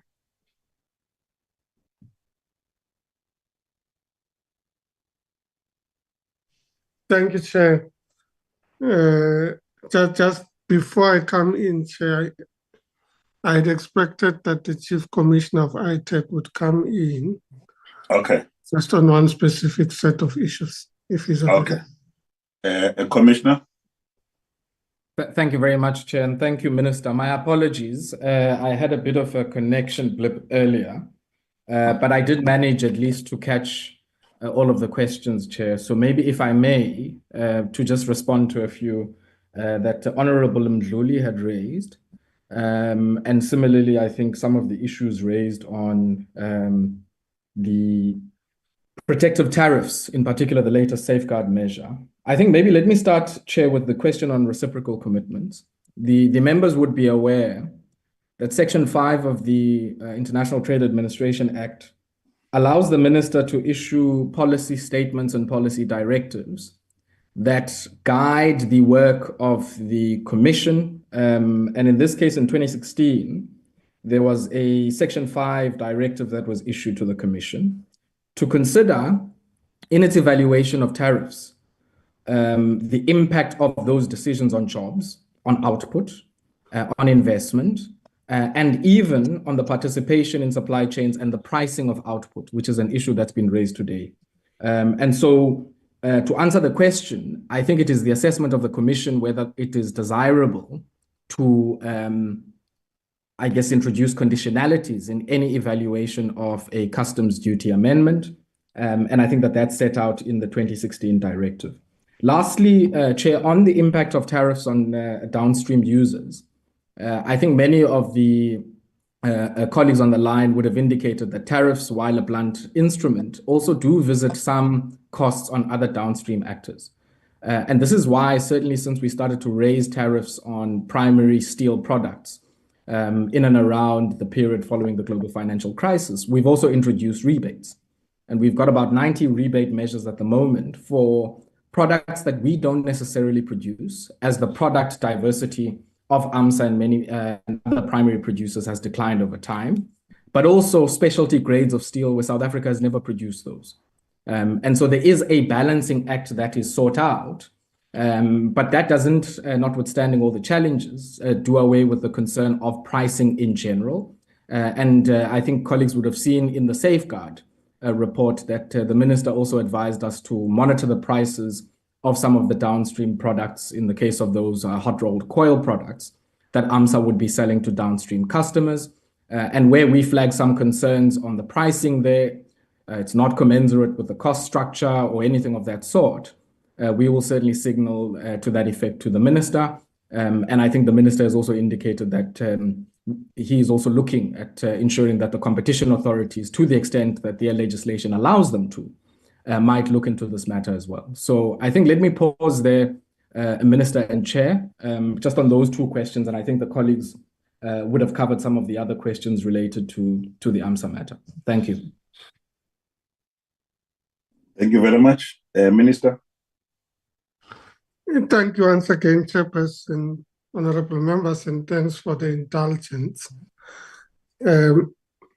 I had not earlier realized that Deputy Minister Whitfield had joined, so it's important to acknowledge DM Whitfield. Also to indicate that it is most likely that with regards to specific master plans, different parts of the ministry would be lead in engaging with the portfolio committee, as we have assigned between the three of us responsibility for the respective master plans, with of course still being my responsibility. Chairperson, I think that one of the issues raised by the Honorable Gigaba relates to the current status and processes with regards to industrial policy and the implementation thereof. I can confirm that we are far down the line in finalizing the industrial policy and should be submitting to the various bodies of government consideration of the industrial policy, but also the related growth path and as an implementation mechanism of industrial policy. Appreciating the moment and the urgency of this, we have placed greater emphasis in the past few weeks on finalizing an implementation plan and are currently undertaking processes of consultation with regards to the implementation plan of growth paths. But the points made by the Honorable Gigaba and other members is an indication of the need to provide clarity on the policy direction that's been taken and the mechanisms that have been developed for the implementation of that. And those would be covered in those two documents taking into account, however, that there are sector and industry-specific issues that would be covered in the master plan processes. And with regards to steel in particular, we are currently in the process. As I indicated in my opening remarks, we did meet at the Executive Oversight Committee, and in the Oversight Committee in March, there was an agreement with industry and role players in particular that it is important for government to provide clarity on the direction that we take with regards to the steel industry. And in essence, if you like, for choices to be made. In fact, colleagues on the in the meeting kind of said, we can't be everything to everybody. There are components of the industry that will not be happy with the final decision, because when you come to a final decision, it is likely not to impact different parts of the industry in the same way. And all of us agree that we are at a point where we do need to stop a situation where we're trying to solve for everybody, but not solve for industry and the economy. So let us solve for the economy and industry. But that means we can't solve for everybody. So many of the questions raised with regards to the direction that we are taking will be covered in that process and will report back to committee when that process is done and as we undertake it. But I thought, Chairperson, that it might be important to reflect on some of the issues that we are dealing with and the context within which such policy and some of the more immediate interventions are operating within. The context, of course, has to do with the complications that we're currently dealing with, and a lot of it covered in the presentation and in some of the questions that have been raised by the honorable members. Firstly, is that the steel industry globally is facing significant challenges, and those challenges have been occasioned by, amongst others, the tariff impasse, if you like, in particular between the US and China, and more recently, as a result of the decisions that have been taken by the US government on global steel and tariff related to that. The second is that because of reduced demand on the construction side in China, which has been the major steel producer, there is an oversupply. So there's an oversupply because there's lower demand in China. And of course, there's excess issues into the US market. So it means China is sitting with excess steel that they need to take somewhere. And that excess steel is finding itself in different parts of the world at relatively cheaper prices to what the rest of the world currently has. So that's part of the issues that we're dealing with. There are also changes in global value chains. So many producers, post-COVID in particular, but as a result of other developments, have taken views that local markets should be supplied by steel producers in their area or close to their area as possible. So we've witnessed a situation where there is reduced export of steel, even from South Africa, but also from different parts of the world into outlying areas. And these are decisions that are made by the global players, the multinationals, about where they want to locate their value chains and how their value chains should operate. So that impacts on us. And then there are issues that have to do with local decisions and issues that we have to consider. And the balancing that we've had to do between the fabrication and the beneficiation of our ore, and supporting and incentivizing that vis-a-vis incentivizing and supporting the mini mills and those that are recycling steel. Vis-a-vis, of course, their competitiveness with regards to international players and the increased imports that we're witnessing in the sector. So locally, there's been a lot of issues that have emerged, and the AMSA issue has thrown those family in at play to say this, at least directly into our eyes, to say these are the issues that have to be dealt with, because in reality, unless you make decisions about how you deal with all these factors, and that's the balancing I was talking about earlier, that the industry says you can't be everything to everybody. So it is thus that we agreed on look, we're going to have to balance all these things and come up with the best possible solution that seeks to, one, maintain our industrial capability as a country, help us grow the local economy, help us be globally competitive, sustain jobs and increase jobs in the sector. So we have to balance all those. But the reality is that some of the measures, and as I referred to the ArcelorMittal issue, I hope it will become clearer, some of the measures that we introduce impact differently on different parts of the industry. And these are the things that the ArcelorMittal situation is almost accelerated a need for certain decisions to be made. And there's an agreement with industry that needs to be done. Excuse me, Chair. So coming to the ArcelorMittal South Africa issue, I think maybe to re-emphasize a point that was made in the presentation with regards to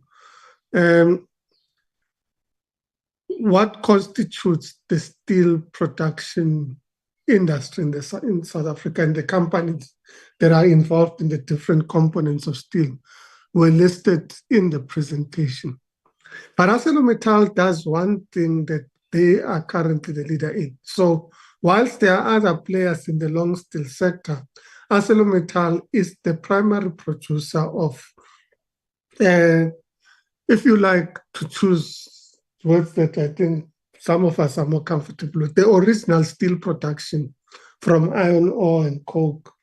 So the primary beneficiation of steel, and therefore the purity of its steel as required by certain parts of the industry, it will be different from steel that is recycled. Because when you recycle, you don't have one similar steel component coming into the recycling. There are different elements that need to be taken into account when recycling. So what happens is that industry then says, okay, the key challenges with regards to long steel and the important role that it plays in the country, and what needs to be done to maintain that capacity in the country, and I'll come back to that soon.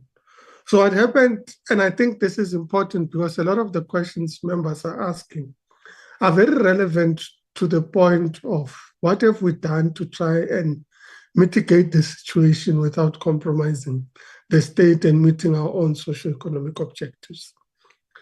But if you recall, in January, after a culmination of processes that started a few years ago, AMSA issued a notice to the stock exchange, which is a SENS report, as it is called, that in fact they are closing, in particular, certain plants, which would be Newcastle, Vereeniging, and I think part of their rail building capacity, as a result of uncompetitiveness in the industry and the losses they are incurring, therefore they are closing down.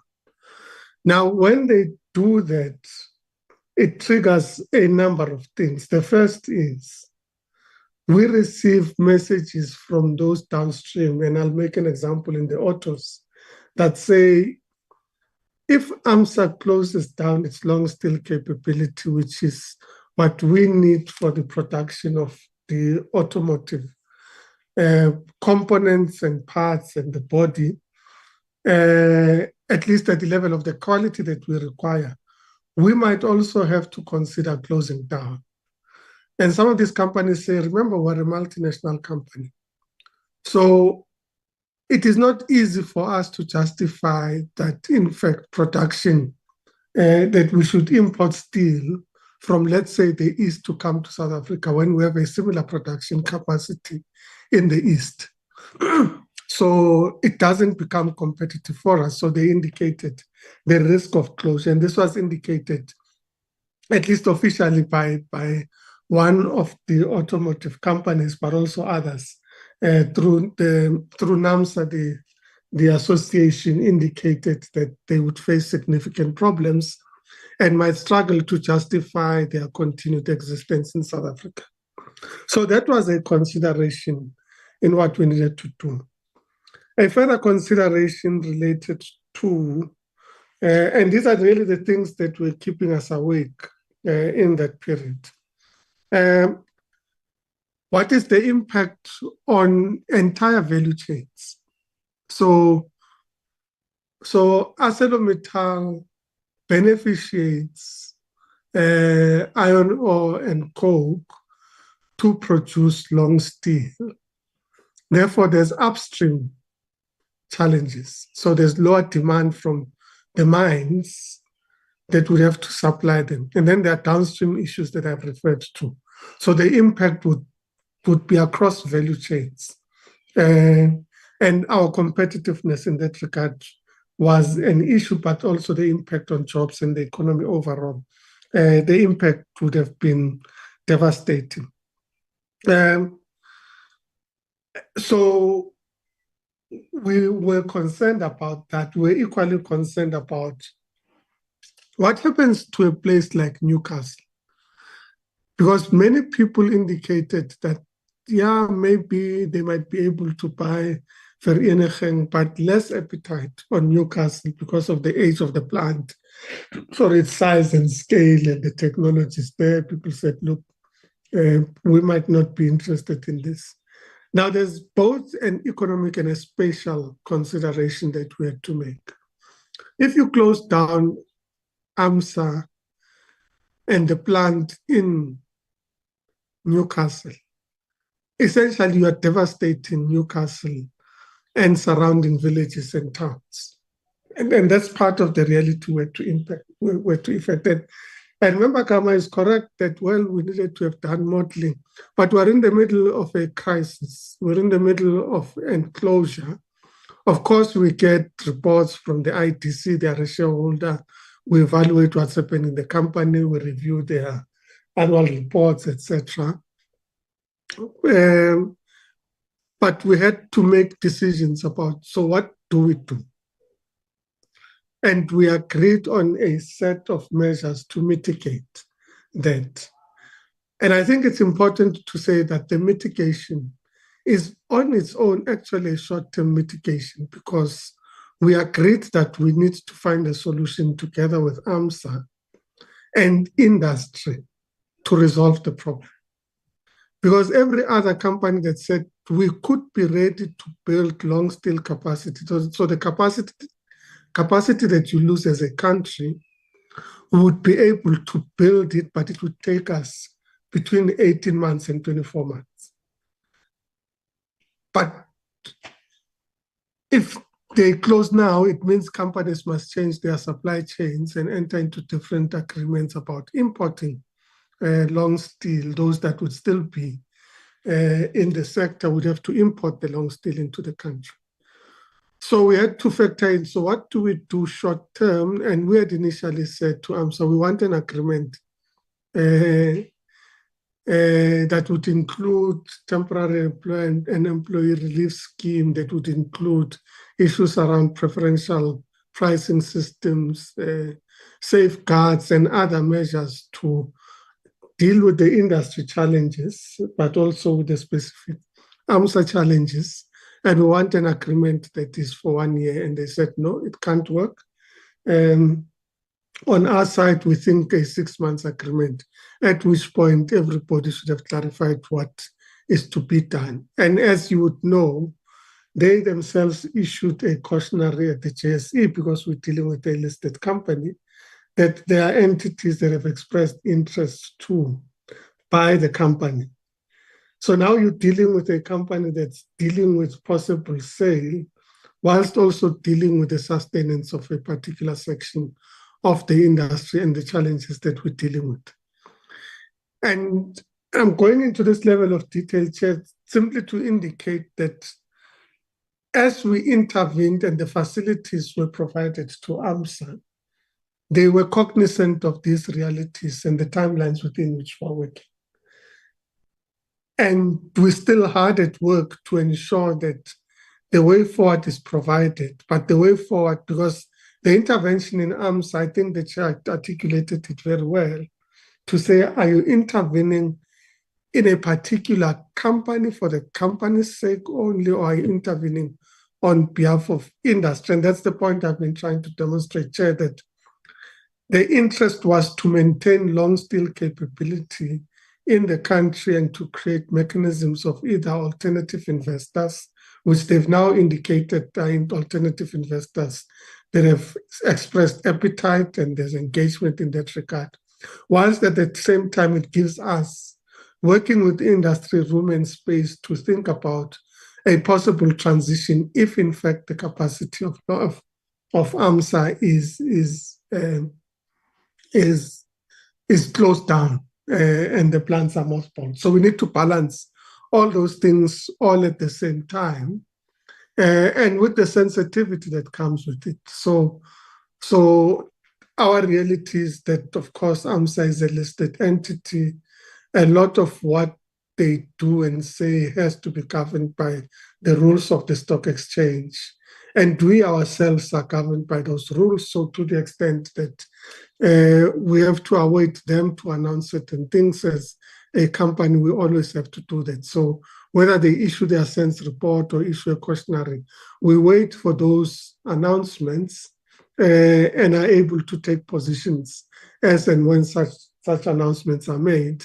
But I can assure members that the processes are ongoing with regards to maintaining the capacity in the country and increasing our competitiveness. Chair, I won't bore you with some of the issues that I think we all appreciate, which are the complications of our cost of energy and the impact that has on industry and the measures that we're looking at. Safe to conclude by saying that we have, through the Minister of Finance, has published safeguard measures that impact on the industry overall, but also impacts on ArcelorMittal as part of our overall interventions. And at a particular point, I'm sure we can share the detail. We ourselves have issued a directive to ITEC to undertake measures which they've published for comment to review the preference pricing model, the PPS, and they are currently underway to do that. So there are trade and tariff instruments that we're looking at, in as much as we're looking at other interventions to maintain industry competitiveness. So we're in a relatively fluid environment, but conscious of the need to provide overall clarity of the direction that needs to be taken. Thank you very much.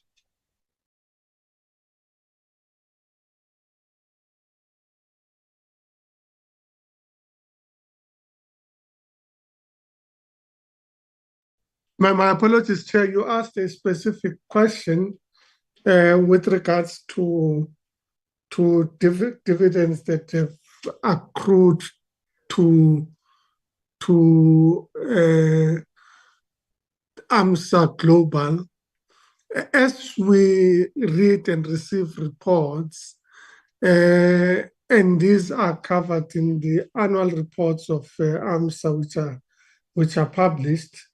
In recent years, there's been a reduction, if at all, of dividends that are provided to the shareholder as a result of the performance of the company. But it is a matter that is raised in various quarters, and that's why we ourselves looked at it officially. If there's any different information that comes to our attention, we have to deal with it. But at this point, based on the information in front of us, the company has not taken dividends for some time. But colleagues can clarify if, in fact, there's been any changes of that information that at least I have at my disposal at this stage. Thank you very much.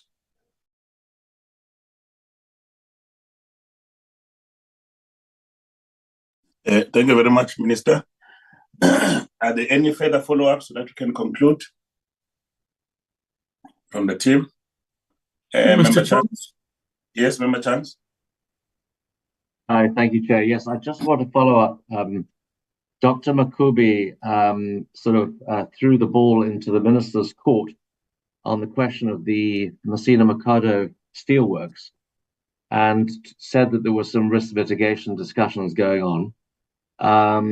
Minister Towers is aware that I made a visit up there in January, and there are some serious issues facing this project, which we don't need to go into now. But I just want to ask, Minister, the extent to which you believe, in the context of what we've discussed this morning and the huge challenges facing the steel industry, it actually makes sense for the government through the DTIC and IDC and the Limpopo provincial government and so on to be throwing money, large sums of money, billions of rands, into a project that is facing huge winds. Whether you can comment on that today and what the plan is to look at those risk mitigation factors. And then the other thing is, again, regarding AMSA, and the fact that the IDC is a significant minority shareholder in AMSA, you have huge leverage with them in terms of maintaining the business if there are offers on the table that are serious offers.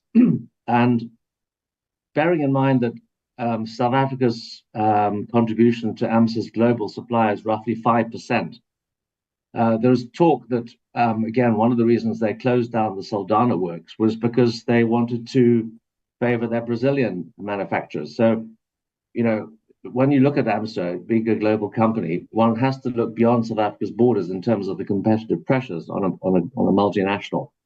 And if you want to safeguard the South African industry, you have to look way beyond just AMSA as an organization. I know you've said that already, but have some offers been put on the table? Are you going out into the market to say this business is for sale? Obviously, it's not your business to sell, but still, are there discussions going on? And could you give us some details of what those discussions are without breaking any commercial confidences? Thank you. Minister?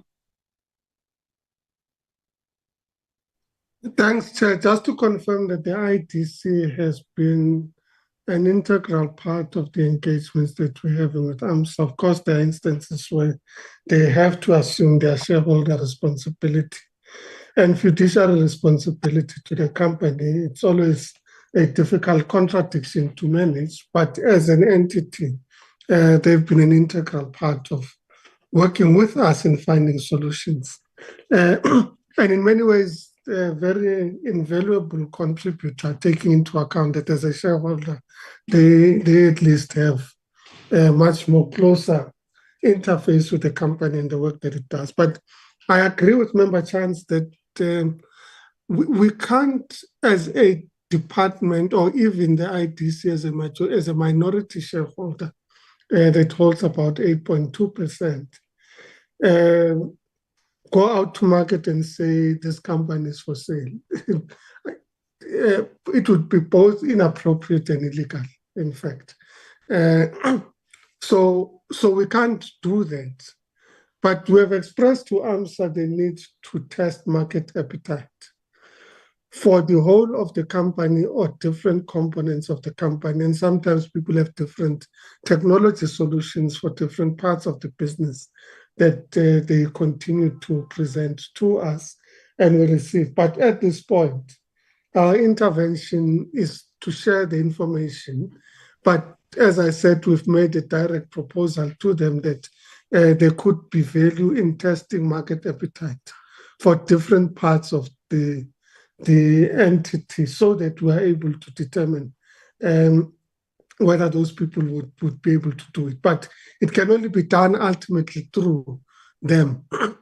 And it's been part of the discussion so far.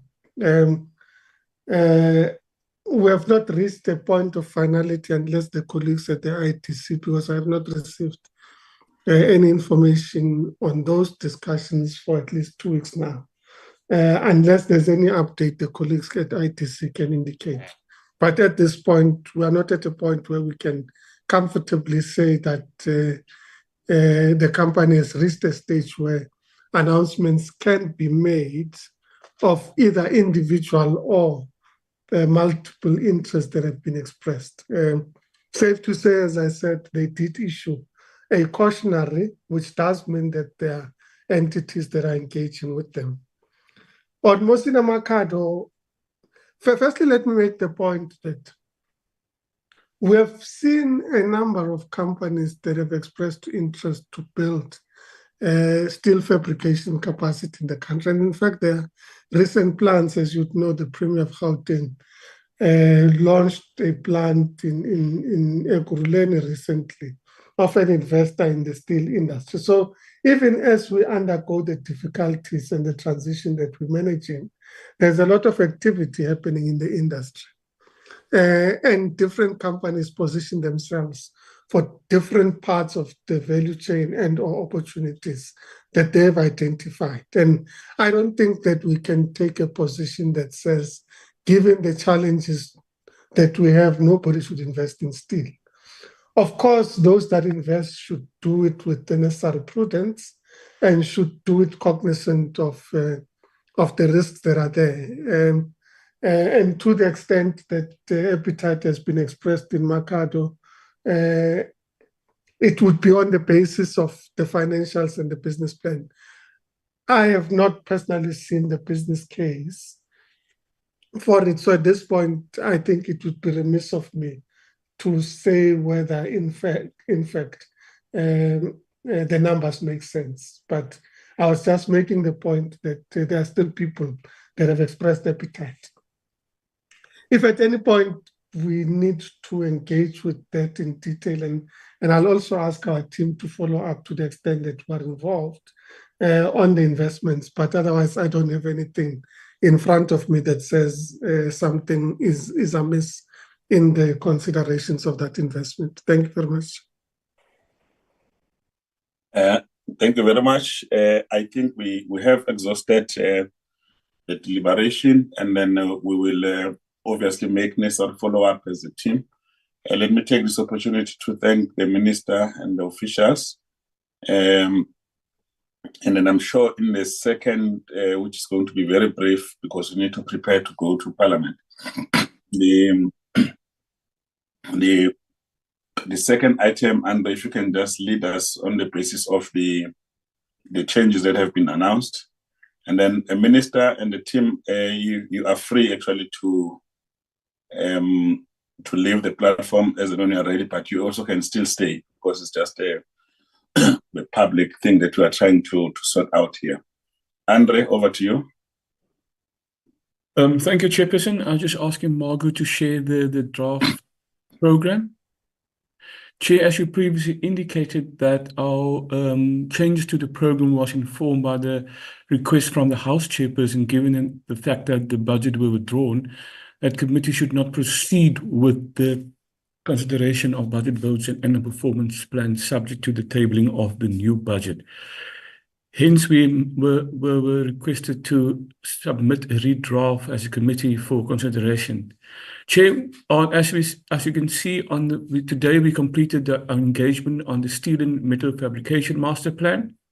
Chair, what we did, we just brought some of the items that were originally the original program that was adopted had from the week of the 13th to the 28th of May, didn't schedule anything because budget vote plenaries were scheduled at that time. So we just moved some of the agenda items up. So you can see, Chair, tomorrow we will receive a briefing by the DTIC on the development and implementation of the energy and provincial one-stop shops, which also will include a briefing on progress in the implementing the DTIC's group red tape reduction interventions. Then on the 13th, on the virtual platform, Chair, we will receive a briefing by the DTIC and the BBBE Commission on transformation and the BE codes of good practice and the implementation of intersector codes. That will be followed by a briefing by DTIC on trade relations and ongoing negotiations. and ratification of agreements.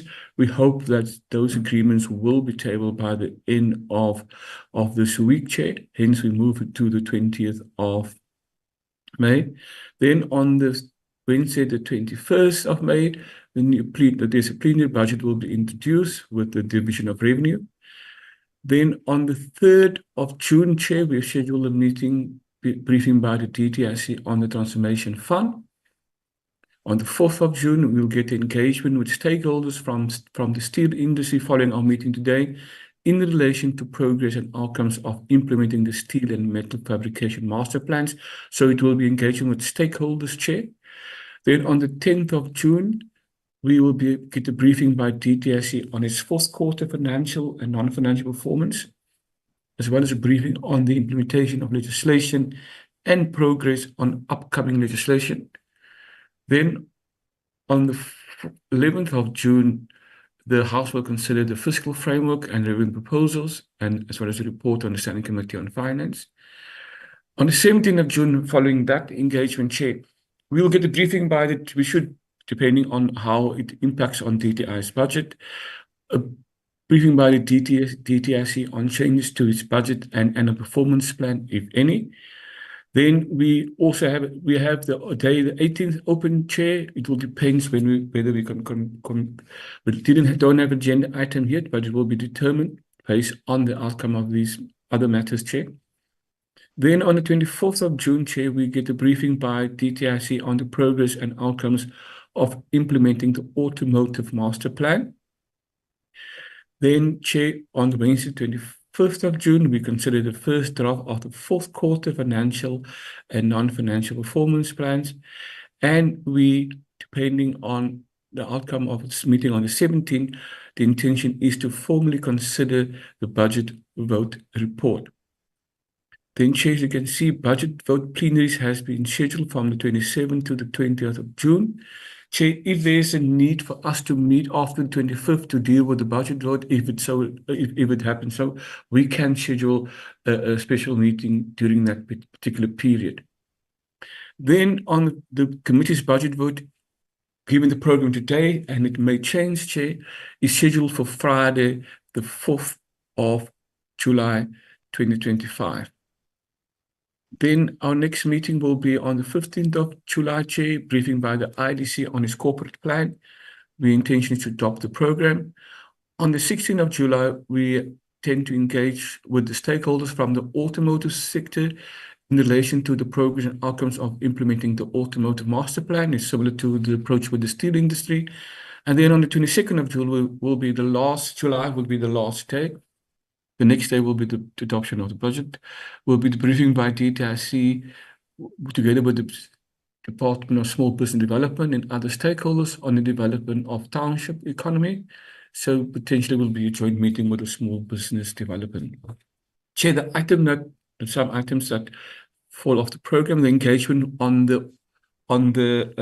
I'll also ask my colleagues to comment, is the engagement regarding the airline industry will probably be scheduled for the third quarter, Chair, given the changes to the program. Chair, that is the program for consideration by the committee. If my colleagues have any comments, Chair, through you. Yes, any comment? No, Chair. Okay, members, over to you. If there are any suggestion, Andre, if you can, while members are still thinking, we're supposed to have received a report complete report from the banking sector. I'm not sure how far is that and what work we need to be looking at so that it can be factored into the program.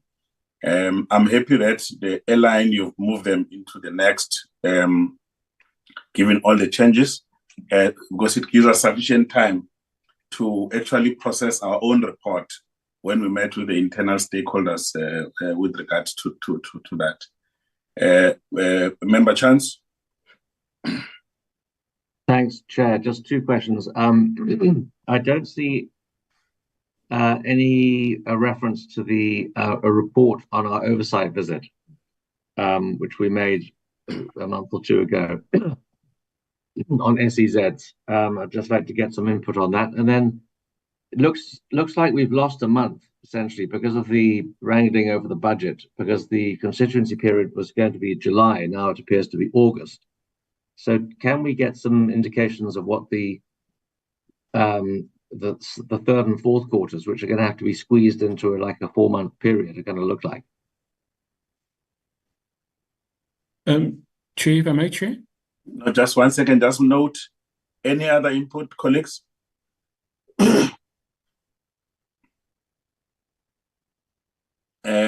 I'm not seeing any hand on my side. You can come in, Andre.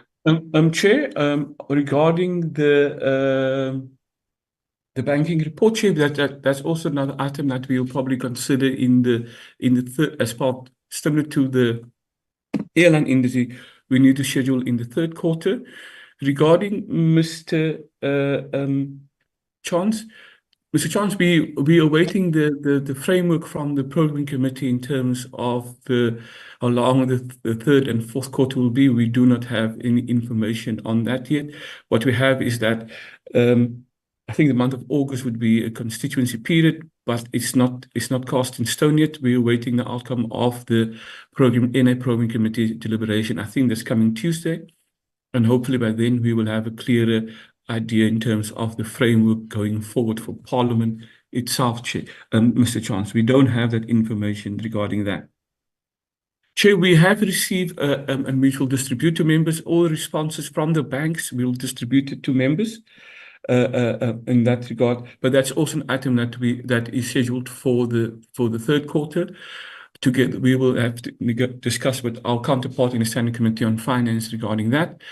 On the other issue was thank you, Mr. Chance. That's a slip from our part. We will schedule the consideration of the oversight report. We've been discussed it yesterday, and we'll find a date for that consideration.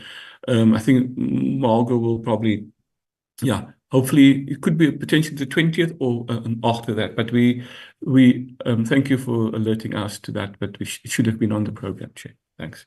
Then the two reports that we're supposed to consider now that we have just finalized, the ones we're making recommendations, what happened to them? Chair, I submitted to you, Chair, for it is waiting your sign off that we can submit to the ATC. It's ready to ATC, Chair, but we normally await given what happened in the past, that we await the chairperson saying you can place it on the ATC, so we don't have any challenges going forward if there's any issues with the reports that you sign off by you. I think if you just I forward it to you, Chair. Okay. No, that's fine. So I will just look into that. I'll have to go back and check. Colleagues, can I get a move and seconder with the amendments that we are suggesting so that we can conclude and get ready for Parliament?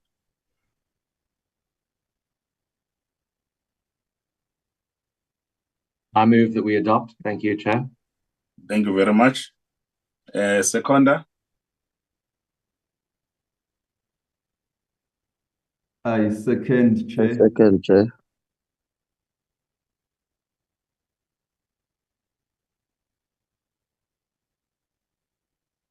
Second by Mr. Gigaba, Chair. Chair, we will submit the program through you, Chair, to the House Chairman for approval. Once it's approved, Chair, we'll distribute to members, Chair. Thanks. Okay, perfect. Thank you very much. Please factor the issues that have been raised in the meeting. But otherwise, thank you very much, colleagues. The meeting is officially adjourned. Member Chance, I see your hand, or is a legacy hand? I'm sorry to be right at the last minute, Chair. I just wanted to ask you if you or Andre could update us on this potential sitting dates of the mediation committee to discuss the National Gambling Amendment Act. Chair, through you, if I may respond to that, Chair? Yes. The mediation committee is, we've been discussing during the recess period. It's a matter that needs to go to the joint program committee. Once the joint program committee has dealt with the matter and referred it formally to the mediation committee, can be scheduled. At this point, Chair, we have received no communication on the mediation committee in that regard, Chair. Okay. No, thank you very much. The meeting is officially adjourned, colleagues. Thank you very much. Thank you. Thank you, Chair. Thank Bye, you, Chair. colleagues. Thank you. Thank you.